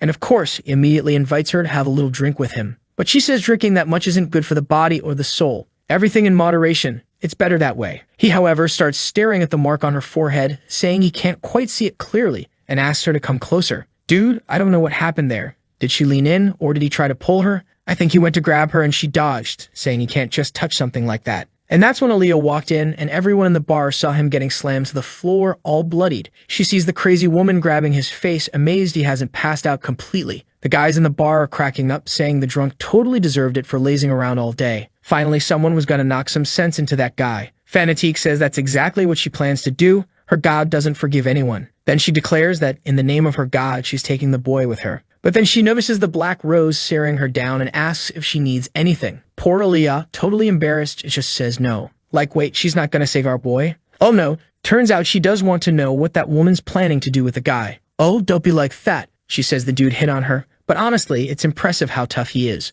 Good thing she rescued him then. So yeah, bye-bye. Everyone's a bit confused, staring at Alea, waiting to see what she's going to do. Some even tell her that she's finally gotten rid of that boy. But right then, she drops the bag, tells everyone to hold it. Her face goes completely red, and she takes off running after the guy. Everyone's head over heels, wondering why she's into weirdos like him. Cut to another part of town, and Fanatique slams the poor guy onto a bench and brings that big ol' hand right to his face. She's trying to use some holy magic on him. Says she's gonna go easy. The woman has zero respect for our guy, seriously. But the big ol' hand was just for a healing spell. Takafuji's all messed up, and she asks if he's feeling better, tells him to stop drinking so much already. He asks who she is, and of course, here comes the weirdo intro. Fanatique, the Templar, or just Fauna if he wants. But the most important thing is that they go say a little prayer now. Meanwhile, Alea's trailing behind them, dying of jealousy, mad that they're holding hands. Like, what is going on here? Is that kind of stuff normal in this world or what? Then someone says that woman is dangerous. It's Fenrir, right there beside her. He says he's not sure if his master noticed, but he picked up a strong divine protection scent coming off her. Alea looks confused and Fenrir gives her a little wink. He's sure she noticed too.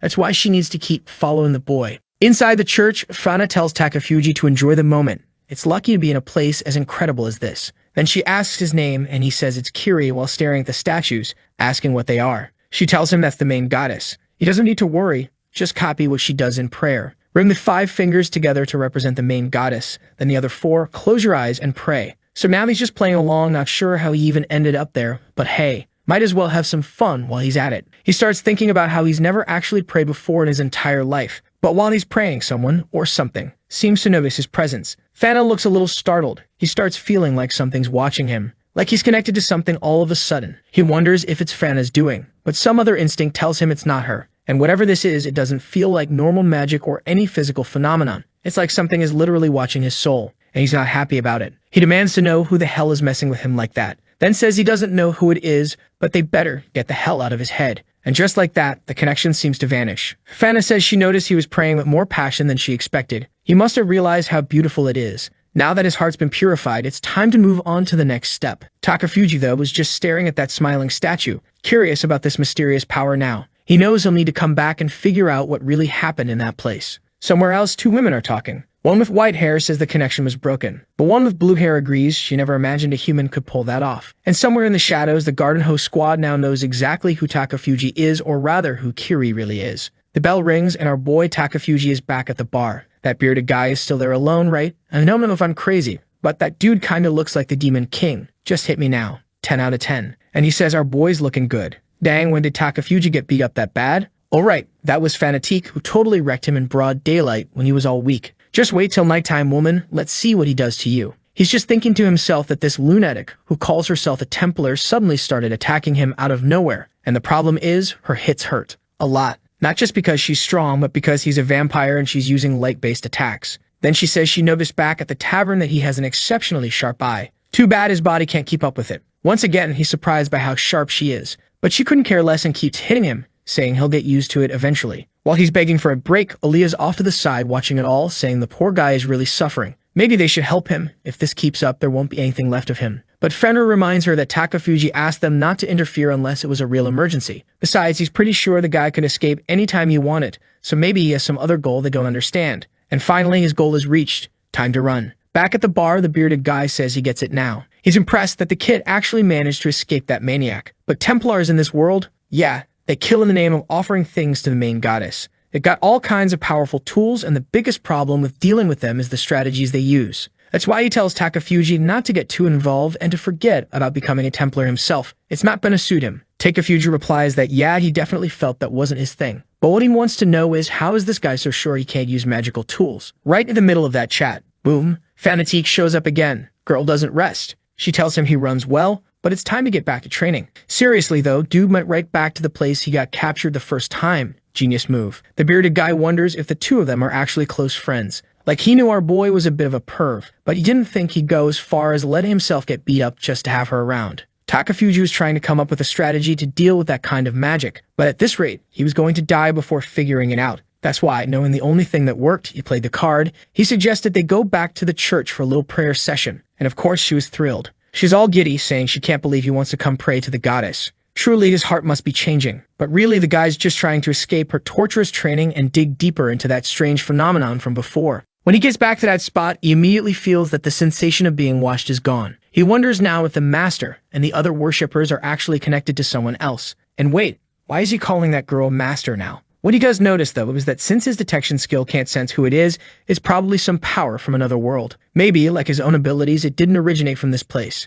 He decides to use analysis on everything around him. It's not the statue, not the people, not the clothes. Then suddenly, he detects a strange substance. His eyes light up as he says he's found what he was looking for. The strange sacred stone seems to be the thing connecting to the so-called goddess. That was the source of the sensation that made him feel like he was linked to something. But he clearly remembers that blonde goddess, and this definitely doesn't seem like her. Maybe he just picked a fight with the real gods of this world. He decides that's enough info for now. Just then, Fanatique turns bright red, startled. There was someone else there. Apparently, it's this guy named Lord Raven, the capital's hero and captain of the Holy Knights. Years ago, he defended the whole city from a monster horde, and now people treat him like a living legend. Takafuji just thinks he's her superior and doesn't find him that impressive. Meanwhile, she waves him goodbye, saying she'll catch up with him at the tavern later. Dude just got abandoned. Our guy figures this dude can't be that much stronger than Aigiana and tries to run an analysis on him. But the moment he does, the guy suddenly whips around and Takafuji has to dive for cover. He's not sure if the guy noticed the analysis, but he definitely felt something. And yeah, this could get risky. His girls start asking if he's okay, and he just says something about a weird smell. Wait, was it the scent of his own kind?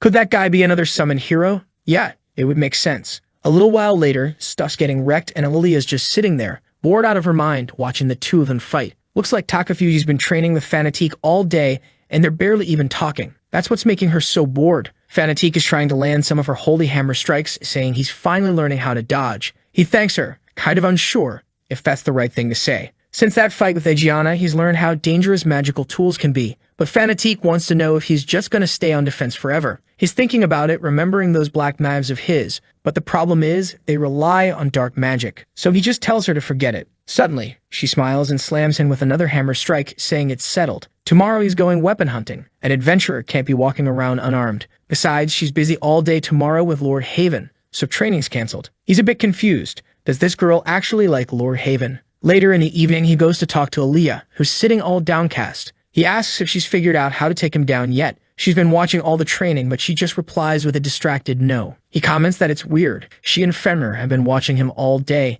and yet they haven't come up with anything. She doesn't really respond, just kind of drifts in that mellow vibe. Then she asks if he needs something. He simply asks if she's free tomorrow. The master. Yeah, I know he's calling her that because he wants to learn how to use positive magic even though he's a creature of darkness, but still, not a fan of it. Told him to go find a weapon. So he was thinking of asking Aaliyah to come with him. He doesn't know the shops in the city, and she obviously does. Of course, she lights up immediately, saying she's totally free. She's got some quests, sure, but that's nothing to worry about. Honestly, Takafuji wouldn't be able to do anything without her. She grabs his hand and says it's time to go, while he's just thinking how excited she seems. For some reason, I'm starting to like this little troublemaker. It's rare to actually like the FMCs, the female main characters. They walk through the city, chatting about food, but Takafuji says he wants to focus on weapons. She's clearly flustered, kinda awkward, because really she just wants to enjoy spending time with him. Then she tells him to hurry up. She's taking him to a shop. When they step in, there are a bunch of mediocre weapons on display. But Takafuji, sneaky as always, uses Analyze to check out the real quality. Turns out there are actually a few good pieces hidden in there. A lot of the weapons are decent, but the issue is that they're all magic-based,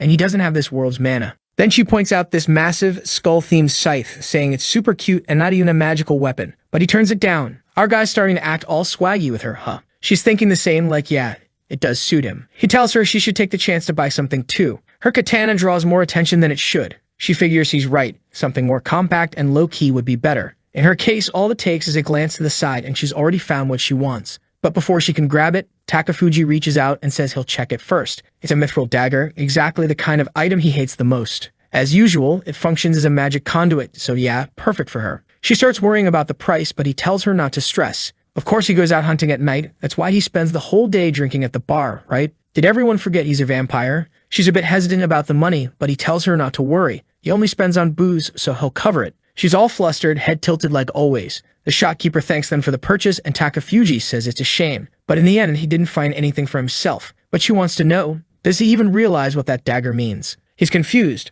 What are you talking about, weirdo? Meanwhile, she's totally red, head over heels. The girl's gone. So they go back to wandering the shops, check out stores, spiders, the whole city, but still can't find anything good. Until suddenly, they come across the most suspicious-looking place ever, a cave with a straight-faced butler standing out front. The old guy welcomes them in, and our two goofballs are standing there, totally lost. The butler explains that they only make custom weapons there. Whatever they want, they just have to say it, and the weapon will be crafted to match their taste perfectly. Takafuji asks if they can make something that isn't a magic weapon. The butler says that's no issue at all. They'll give it their all to meet their expectations with perfection. And of course, the sneaky boy uses his little analyze ability. And yep, he picks up that the stuff here is high tier. So now he's interested in placing an order. The butler says he's looking forward to it and invites him inside to see all the materials and options available. Takafuji asks if the girl can come in too, and the guy says that's no problem at all. The guy walks into someone else's place and starts telling them to clean better, complaining about all the cobwebs around. The old man calmly explains that the place is like an old person's house. But Takafuji keeps grumbling while the butler just tells him to get inside already. A while later, they're outside again. He mentions it's taking longer than he expected. But Aaliyah says they actually decided pretty quickly. They didn't even have to go to tons of shops. Then she suddenly says the tea is delicious. He just comments that it tastes similar to the tea from the castle. Maybe it's because the atmosphere here is a bit better. Or maybe because she wanted to sit there drinking tea with him. Yeah, we know exactly what kind of tea she wants. Some time passes and she asks why he made his decision so fast. He reveals he used Analyze on the guy and saw that everything there was top-tier quality. Plus, the butler out front convinced him. He could tell someone powerful was behind that place. The only thing that threw him off was that the place was clearly filthy, so the guy obviously wasn't a very good businessman. And oh god, look who shows up again. Fanatique, for the love of get out of here, woman. She comes barging in to bother our boy just as he was enjoying his peaceful tea. He asks what his dear master is doing there. Didn't she have a date? She replies that she already found her way back, but now she wants to know if he's been out here flirting with girls. Aaliyah immediately yells out, saying no, she and Kiri are just companions. Then a masked man tells Fanatique to stop jumping around, and she apologizes, saying she's messing up and really needs to be a model of her god at all times. The guy introduces himself as Mask. He says he's one of the people assigned to keep an eye on Fanatique. Takafuji finds it odd and wants to know why she's being monitored. She explains that the church folks are kind of rigid.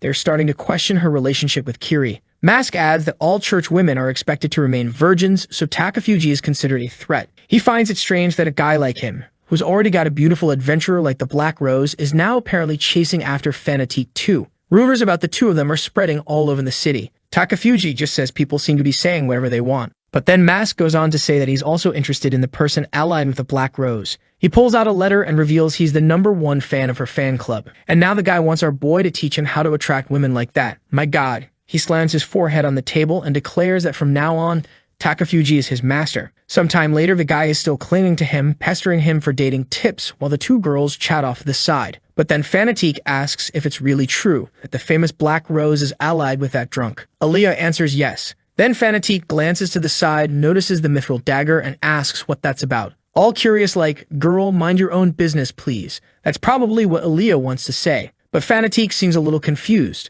Apparently, in this world, giving someone a mithril dagger is considered a marriage proposal. What the hell? How does that even work? Fanatique, annoying as ever, totally figures it out and says that if Kiri knew what that meant when he gave it to her, that would be hilarious. But she's pretty sure that wasn't the case. She then says the conversation between them is over, and that she'll talk to Aaliyah more later. And there she is, Aaliyah, sitting there with that fake little smile saying sure. Said no more? That whole convo was just a pain. I already didn't like Fanatique bothering my waifu, and now we're jumping her in the alley. No hesitation. Takafuji's completely wiped out after a day like this. Meanwhile, Mask is deep in thought about Kiri. He's usually good at reading people, but this one? He still can't figure out what kind of person Kiri actually is. Later, Fanatique waves goodbye to our boy, saying she had a great day, and that they'll see each other again. He just mutters that she seems way too excited. He heads home ready to finally get some rest. But of course, night's just getting started for him. Vampire life. Then suddenly, something feels off. He stands frozen in front of the door, and a strange voice suddenly asks how he noticed. Seems he's got good intuition. The voice goes straight into his head, which is seriously creepy. Even so, he walks inside and comes face to face with a mysterious woman who greets him with a nice to meet you, introducing herself as Fulius.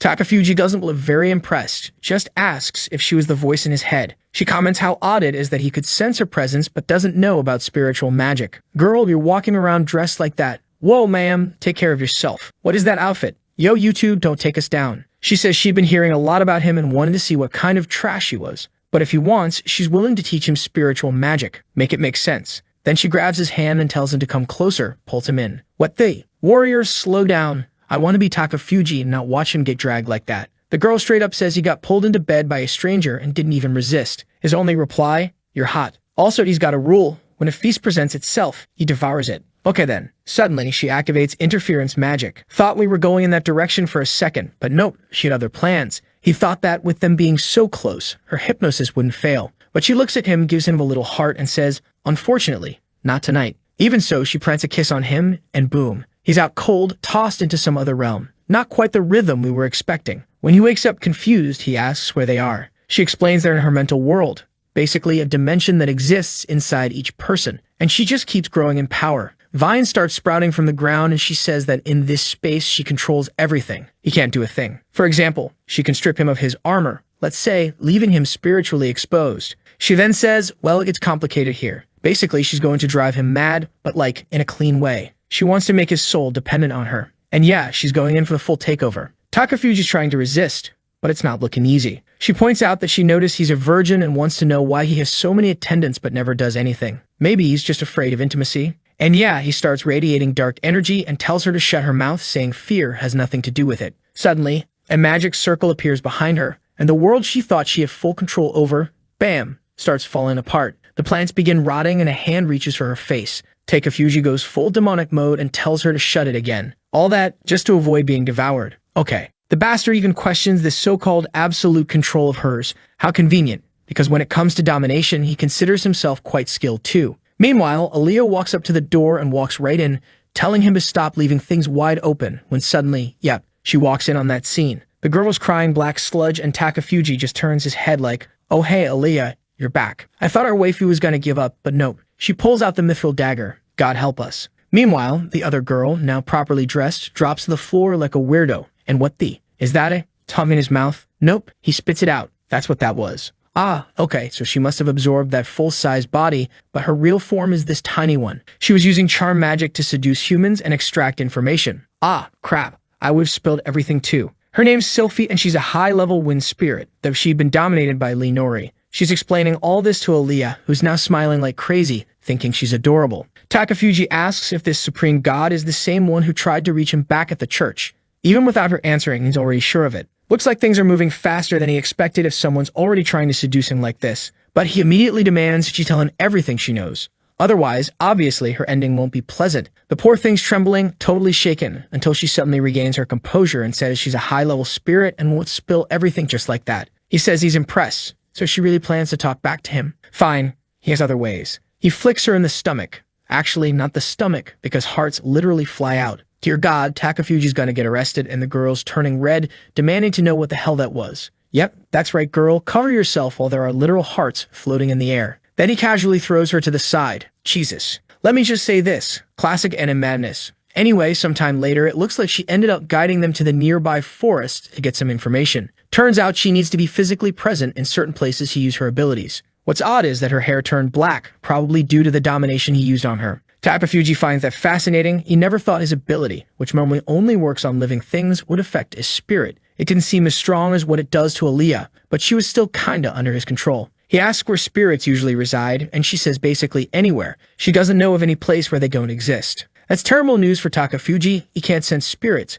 which means they could be watching him anytime, and he'd never know. So he asks if she can see them. She says she's not sure, but she'll try. With a little wink, boom, they're all revealed. Aaliyah compliments her, saying she's amazing, and she just replies that she already knows. Even if she can't use high-tier magic, she's got a bunch of other skills. For example, she can go totally undetectable if she wants. Takafuji just watches, thinking this could actually be useful. Then Sylphie says that after being dominated, she noticed something new. Instead of regular wind magic, she can now use this weird black wind. It looks more like smoke than wind, and Takafuji immediately recognizes it. He immediately gets an idea and says this might be seriously useful. The scene shifts to a wrecked part of the forest, with everyone stunned that the monster had been torn clean in half. Not clear whether it was Sylphie or Takafuji who did it, but it looks like he's managing to use that mix of her wind and his dark magic. The poor spirit's shocked. She never imagined her power could be used like that. If the creature hadn't been from the demon realm, it would have been completely obliterated. He asks what this demon realm business is. She's like, well, imagine a place full of creatures from the demon world. Very detailed explanation, thanks. What she doesn't understand is why that thing showed up here. This kind of monster shouldn't exist in a forest like this.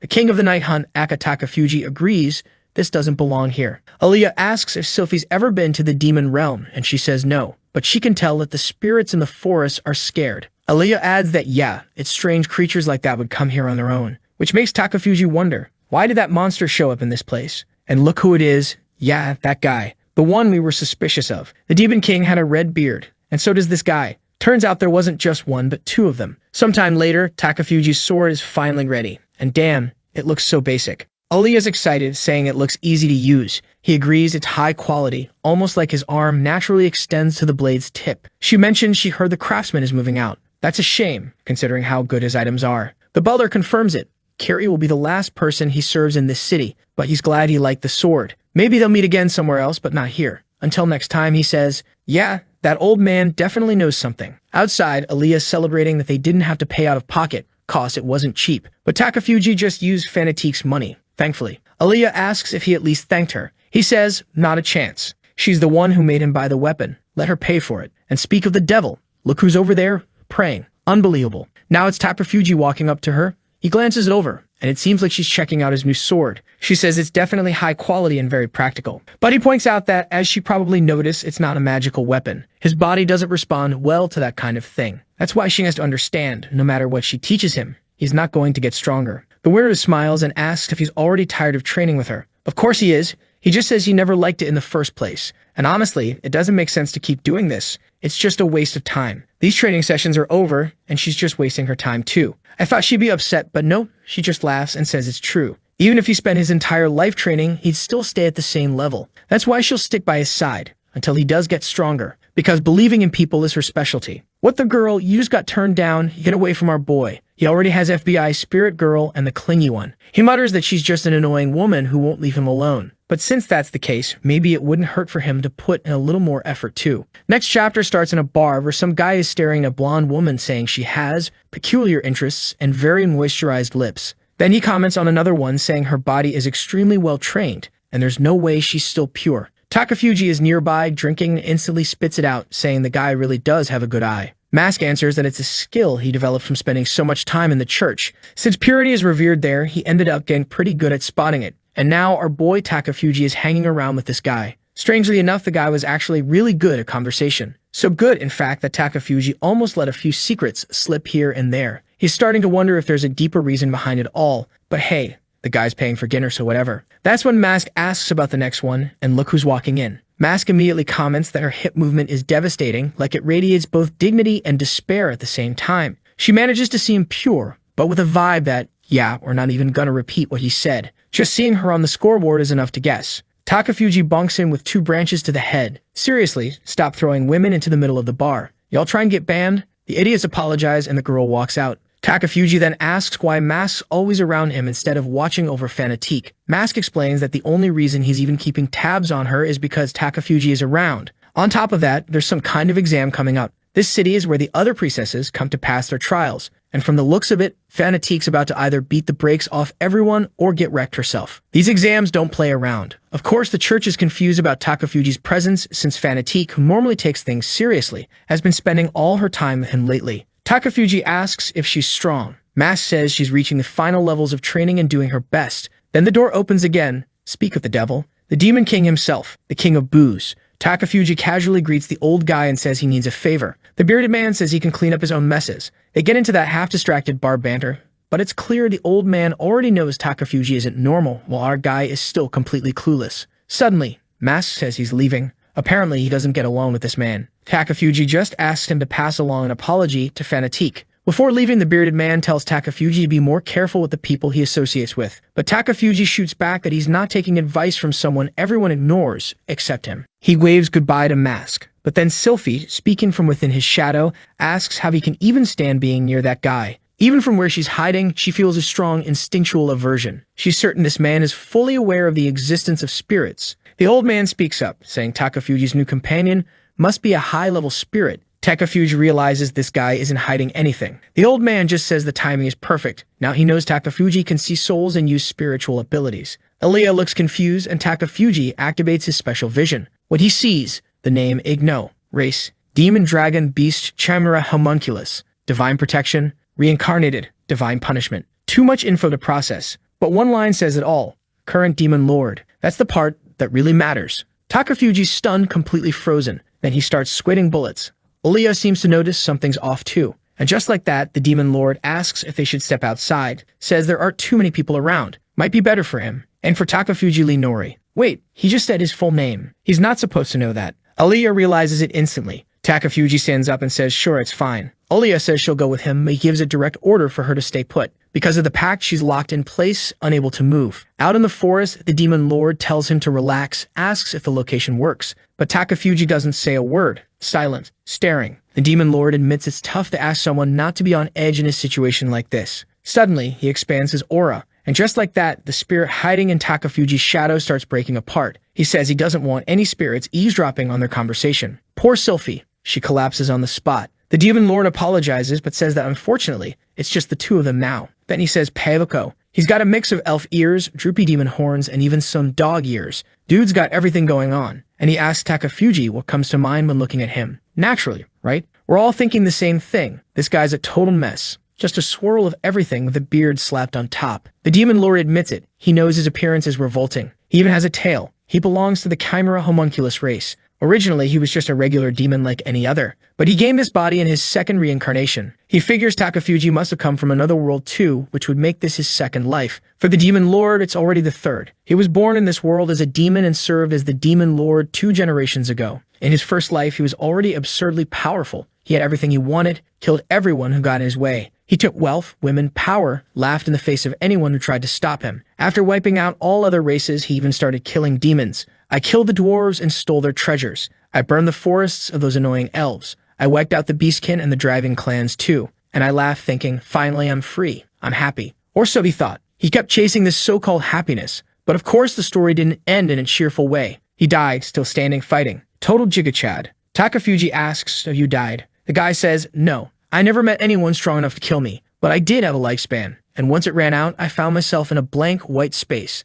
A little girl with white hair appeared in front of me. I thought it was the FBI coming for me. But nope, he met God. Takafuji watches him, wondering if it was the same goddess he saw when he arrived in this world. The guy says she introduced herself as the goddess of this world. And immediately, Takafuji knows it's not the same one. His goddess was the goddess of all worlds. Igno explains that according to that goddess, he had simply gone too far. All his memories, magical power, strength, and talent were stripped away. Then he was reincarnated in a place known as the Abandoned World. Takafuji's eyes narrow. He asks what that is. And the guy says it straight. The world you came from. Our world. Hell. As the name implies, it's a world the gods don't care about. Having lost everything, he was born into a mediocre family, lived a mediocre life, and nothing special ever happened. He tried his best to make things work. Got a job, earned a living, kept his head down to avoid problems. Married a kind woman who, he adds, wasn't particularly beautiful or special. Dude, what a roast. At least they had a kid. The boy was beautiful. Their home and finances were a mess, and every now and then they argued,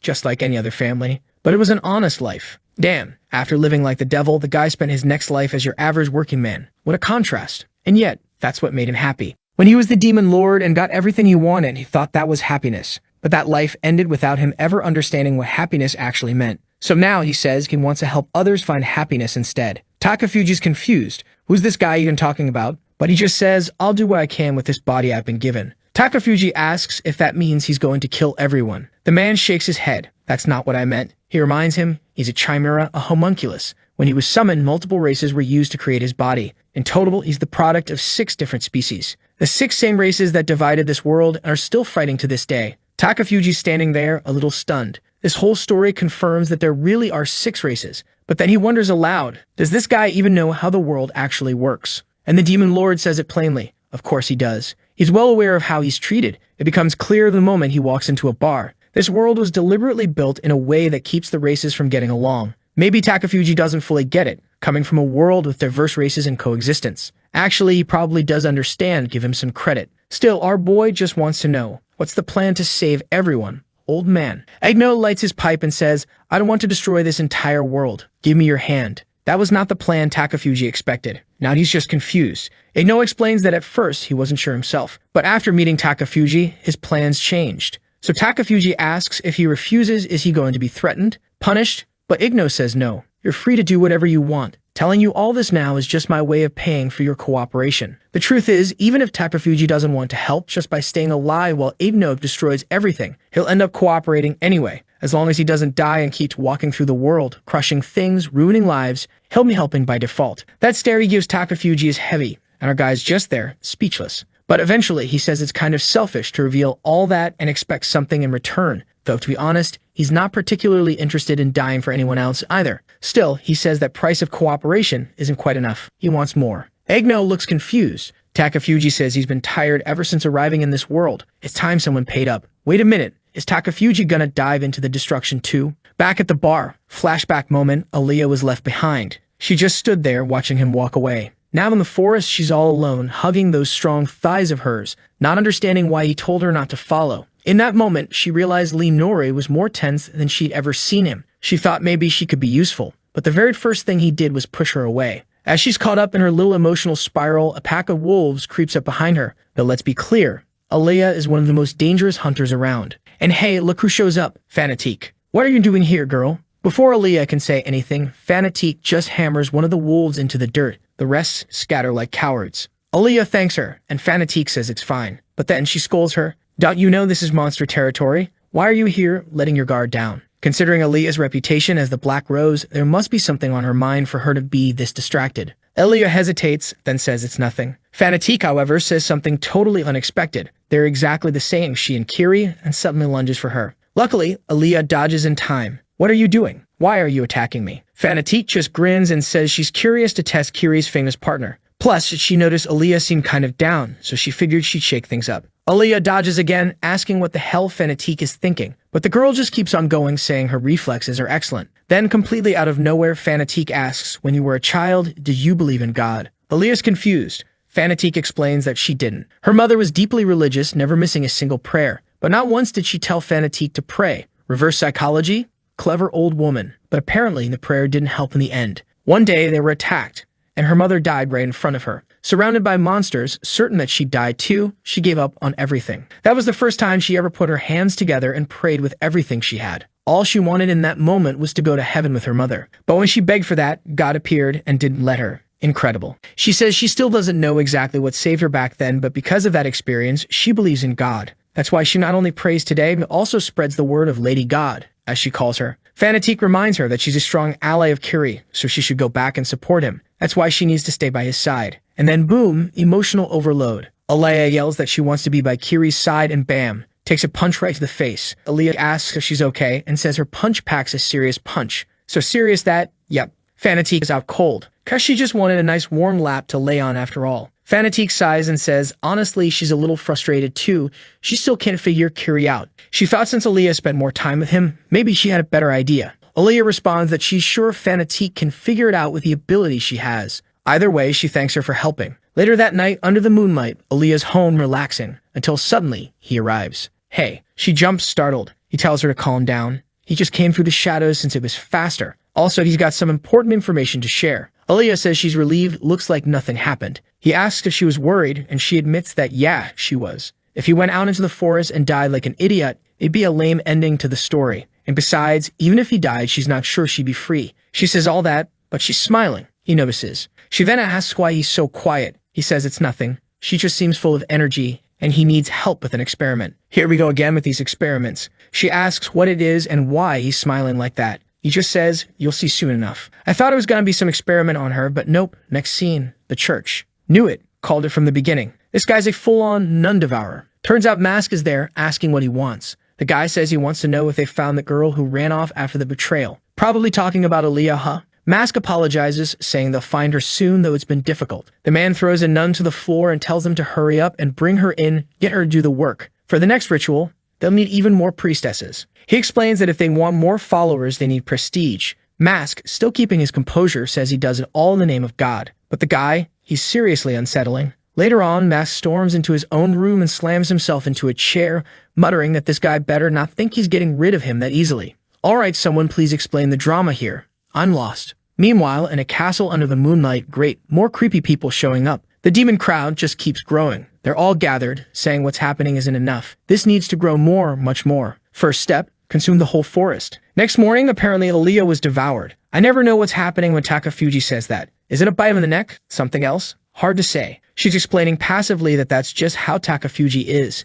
No energy during the day. Sleeps a lot. Sophie can only think that part of the escape plan is clear. If she's going to run, it has to be in the morning. Suddenly, they arrive where they were headed. A critically important destination, Cake Shop. Yep, filler episode unlocked. Sylphie's favorite arc. Alea is shocked to learn Sylphie doesn't like cake. She explains she's not like a regular human who needs food, so it makes sense she wouldn't care for it. But seeing that Alea seems a little disappointed, Sylphie gives in and says fine, she'll eat it, just so she won't be sad. But yeah, she does like the cake. Clearly, we're deep in filler territory now. Later on, Alea's fired up, saying that one day, she's going to beat that man senseless. Even if he saved her, that doesn't mean she likes being under his control. She's grateful, of course, but that's a separate matter. She's only sticking with him until the day she surpasses him. Sylphie doesn't seem all that impressed. She says their relationship is kind of weird. Then suddenly, Fenrir appears and says they need to head to the forest. Or, well, you can't even call it a forest anymore. The place has been completely wiped clean. The two arrive looking around in confusion, wondering how an entire forest could vanish overnight. Not just the trees, but the grass, the monsters, everything. Gone. Fenrir says it's hard to imagine what kind of creature could have done something like this, and Sylphie adds that even the spirits are gone. Not the kind of thing any human could pull off. Right away, Alea takes to the skies, saying she's going to investigate. She scans the area from above, flying back and forth. Fenrir asks if she found anything, and she says the signs of destruction are fresher in one direction. If she connects the dots between damaged areas, she might be able to map the path they're taking. But even more important is figuring out who is behind this. Sylphie chimes in, saying that the spirits further ahead seemed deeply scared. Maybe it'd be better not to keep going. Alea, of course, ignores that and says she can feel something coming from the mountains. And of course, it's them, the worm things. That same weird girl's creepy centipede monsters. The 15-legged freaks are slithering all over, tearing through the earth and devouring everything. Alea immediately recognizes them. They're the same beasts she ran into in the forest last time. Only now, there are way more. Sylphie urges them to retreat into the forest before they're spotted. Watching their path, Aaliyah realizes the direction they're heading in. It's toward a farm she helped during a previous mission. The city of Reigen, the same place where Takafuji bought his weapon. Hold on a second. You remember that blacksmith was leaving town? Starting to feel like someone's got insider information. Reigen had been attacked by monsters before, but usually there's a warning, a mission, something from the church. But this time, nothing. Not a single heads up, which means whatever's coming isn't part of the system. Sophie asks if maybe they should warn that guy, probably Takafuji. Aaliyah says yes, tells her to go find Lee Nori and bring him here. Fenrir offers to go fetch him, but wants to know what the plan is. Aaliyah thinks about how much Takafuji loves hiding his powers, but there's no way he'll ignore a threat to the kingdom. Remembering the people she's already lost, she decides she'll fight, at least on her own terms. Fenrir warns her that he can smell the strength of the creatures. They're way too powerful. She doesn't stand a chance. But she doesn't care. With a burst of confidence, she draws her sword and says she's not the same as before. Now she can fight. One of the worm beasts notices them, slimy mouth wide open, and lunges. But this time, Aaliyah strikes first. Wait, she launched that attack? She destroyed it? Fenrir watches, surprised, and notes that her power was leaking out even before she unsheathed her sword.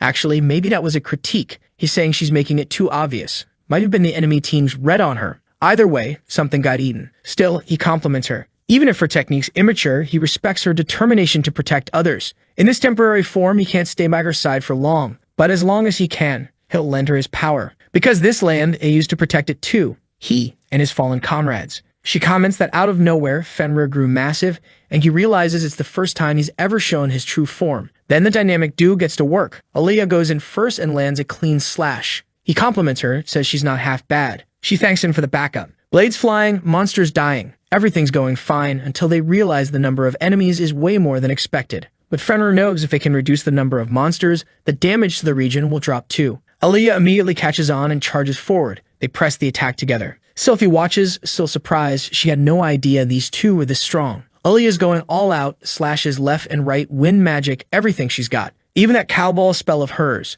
But explosions? Nah, her magic's too weak. It keeps getting deflected. Fenrir warns her to conserve her energy. These things seem really resistant to her magic type. And then he says it. Harsh truth incoming. That woman from before, Aegiana, yeah, she handled a blade way better. He says Aaliyah needs to learn that kind of refined magical control. Ouch. She used to be a princess, and now they want her to fight like a battle-hardened commander. Still, she knows Fenrir was close to Aegiana, so if anyone can teach her, it's him. Another monster comes in hot, and Aaliyah realizes she's gonna have to use less mana and just cut smarter. She lands another hit. Meanwhile, Fenrir is ripping through beasts with pure physical power, but Aaliyah's feeling it. She can tell she doesn't have many slashes left in her. Her magic is running low. It was obvious, but now it really hits her. She still has a long way to go. Fenrir asks her to hang on a bit more, but she's already screaming. Wait, that wasn't a scream of pain. She bit something. Right. She's a vampire. Her fangs work. She doesn't need food, but maybe this was the plan all along, to absorb energy directly. The battle keeps going, but someone's watching and clearly not happy about what she sees. That weird woman from before clenches her fist, and just like that, all the centipede monsters lock in on their location. Hey, don't you dare mess with my waifu. What happened to me? Why am I defending her this hard? Fenrir senses something's off. Sophie shouts for her to be careful. Too late. One of the monsters lunges in and rips off her arm. Please tell me she's like Takafuji and can regenerate. She stands there, shaky, looking at the bloody mess. She hasn't even fully processed it. Then another hit. A tail whip sends her flying. Fenrir manages to soften the blow, but damn, he doesn't stop there. A second monster comes in for a bite. Sophie jumps in with a barrier just in time to stop the next attack. Some of Fenrir's fur floats into the monster's eye, and he gets in a counterbite to the mouth. Brutal. Aaliyah's seriously down. Fenrir looks over and asks if the girl's okay. He begs her to wake up. They need to retreat. Now. Sophie sees it too. If they don't leave soon, she's going to die. And just then, Aaliyah remembers Amanda, her sister, calling out to her. Aaliyah's lying there, barely conscious, staring at the figure. Amanda laughs, saying it looks like she's in the same pathetic situation again. They were always weak. Is she going to abandon her again and survive alone? Amanda had her head cut off and died, so why is she smiling? Aaliyah slowly gets up, saying Amanda would never say something like that. This memory is just a ghost created by her own weakness. And that's fine, because she's still happy to see that face again after so long. She admits, back then, she was too weak to save her. But now, she's changed, and Amanda can watch what happens next. Sophie stares, confused. What's happening? Did she just stand up with a new arm already? Or is she still rocking the stump? Fenrir tells her to get on his back. They have to get out of there before they get surrounded again. But then, Aaliyah barely twitches her foot and a slash shoots through the monster. Fenrir is stunned, and all she says is for them to escape without her. She's staying behind to keep fighting. That's when he tells her being proud is fine, but dying like this would be meaningless. To the entrance. The man himself shows up. and from the way everything pauses, you'd think he was about to hand her arm back right then and there. He reminds her that for a vampire, blood is life. He made the effort to share his with her, so she should try to preserve it a little better. She's clearly overwhelmed, emotional that he came back for her. But he's not exactly sentimental about it. He tells her she completely lost her composure. She didn't even notice what was happening around her. He steps down off a monster, drives his blade in, and finishes it in one clean move. Fenrir cheers, the masters arrived. Takafuji remarks that the joints are the weak points. She should have picked up on that and saved her mana. Finally, he pulls out her arm and tells her to avoid losing limbs from now on. The King of Stitches reattaches it with a little flare, giving her a shot at recovery. But he's not done lecturing. He tells her she made multiple mistakes. The biggest, not abandoning the city where she had the chance. Why was she so emotionally attached to that place? Barely holding herself together, nearly dead, Aaliyah just apologizes. She acted without thinking. He tells her flat out, doesn't matter how many of these things she kills. She's not saving that city. More monsters start showing up, and he says she'll understand why soon enough. The beasts dig into the ground as that creepy girl starts moving her fingers. Suddenly, a shadowy hand emerges. Takafuji's already behind her. He says he knows she's the one behind everything. The girl turns to look, but he's already surrounded her with thread. She's caught. Sophie's confused. 1 second, Nori was right here. Now he's on the other side of the mountain, and it looks like he's captured someone. Nori eyes the girl and uses his ability. He identifies her as Chris Camassel, confirmed through her stats and skills. No doubt about it. She's the one with the power to control magical beasts. The city's attacks have always followed the same pattern, and the Church of Raven is always the one to save the day. Raven, the so-called hero, worshipped like a saint. His church is even seen as sacred ground for female training. It all seems a little too convenient. And now, finally, they know who's behind the city's monster attacks. Chris smirks, says he's done his homework, but it's a shame he still doesn't know everything. Takafuji steps forward and says he's got a very helpful informant. The rest, they'll get now. He activates the Mystic Hypnosis Eye. But of course, she smiles. If we're talking magic circles, she knows a few herself. And as always, the guy's eye fails again. This cursed eye never works. Suddenly, a glowing magic circle forms beneath them, and creatures start to rise from the ground. To no one's surprise but Takafuji's, his mental interference doesn't land. Chris just laughs. Now she says now he'll understand her power. She obeys everything that man says. And yeah, she really was dumb enough to cooperate with that guy just for likes on this video that helps Mamoru make more juicy content for his viewers. Activate the cheeky little bell, and I'm out.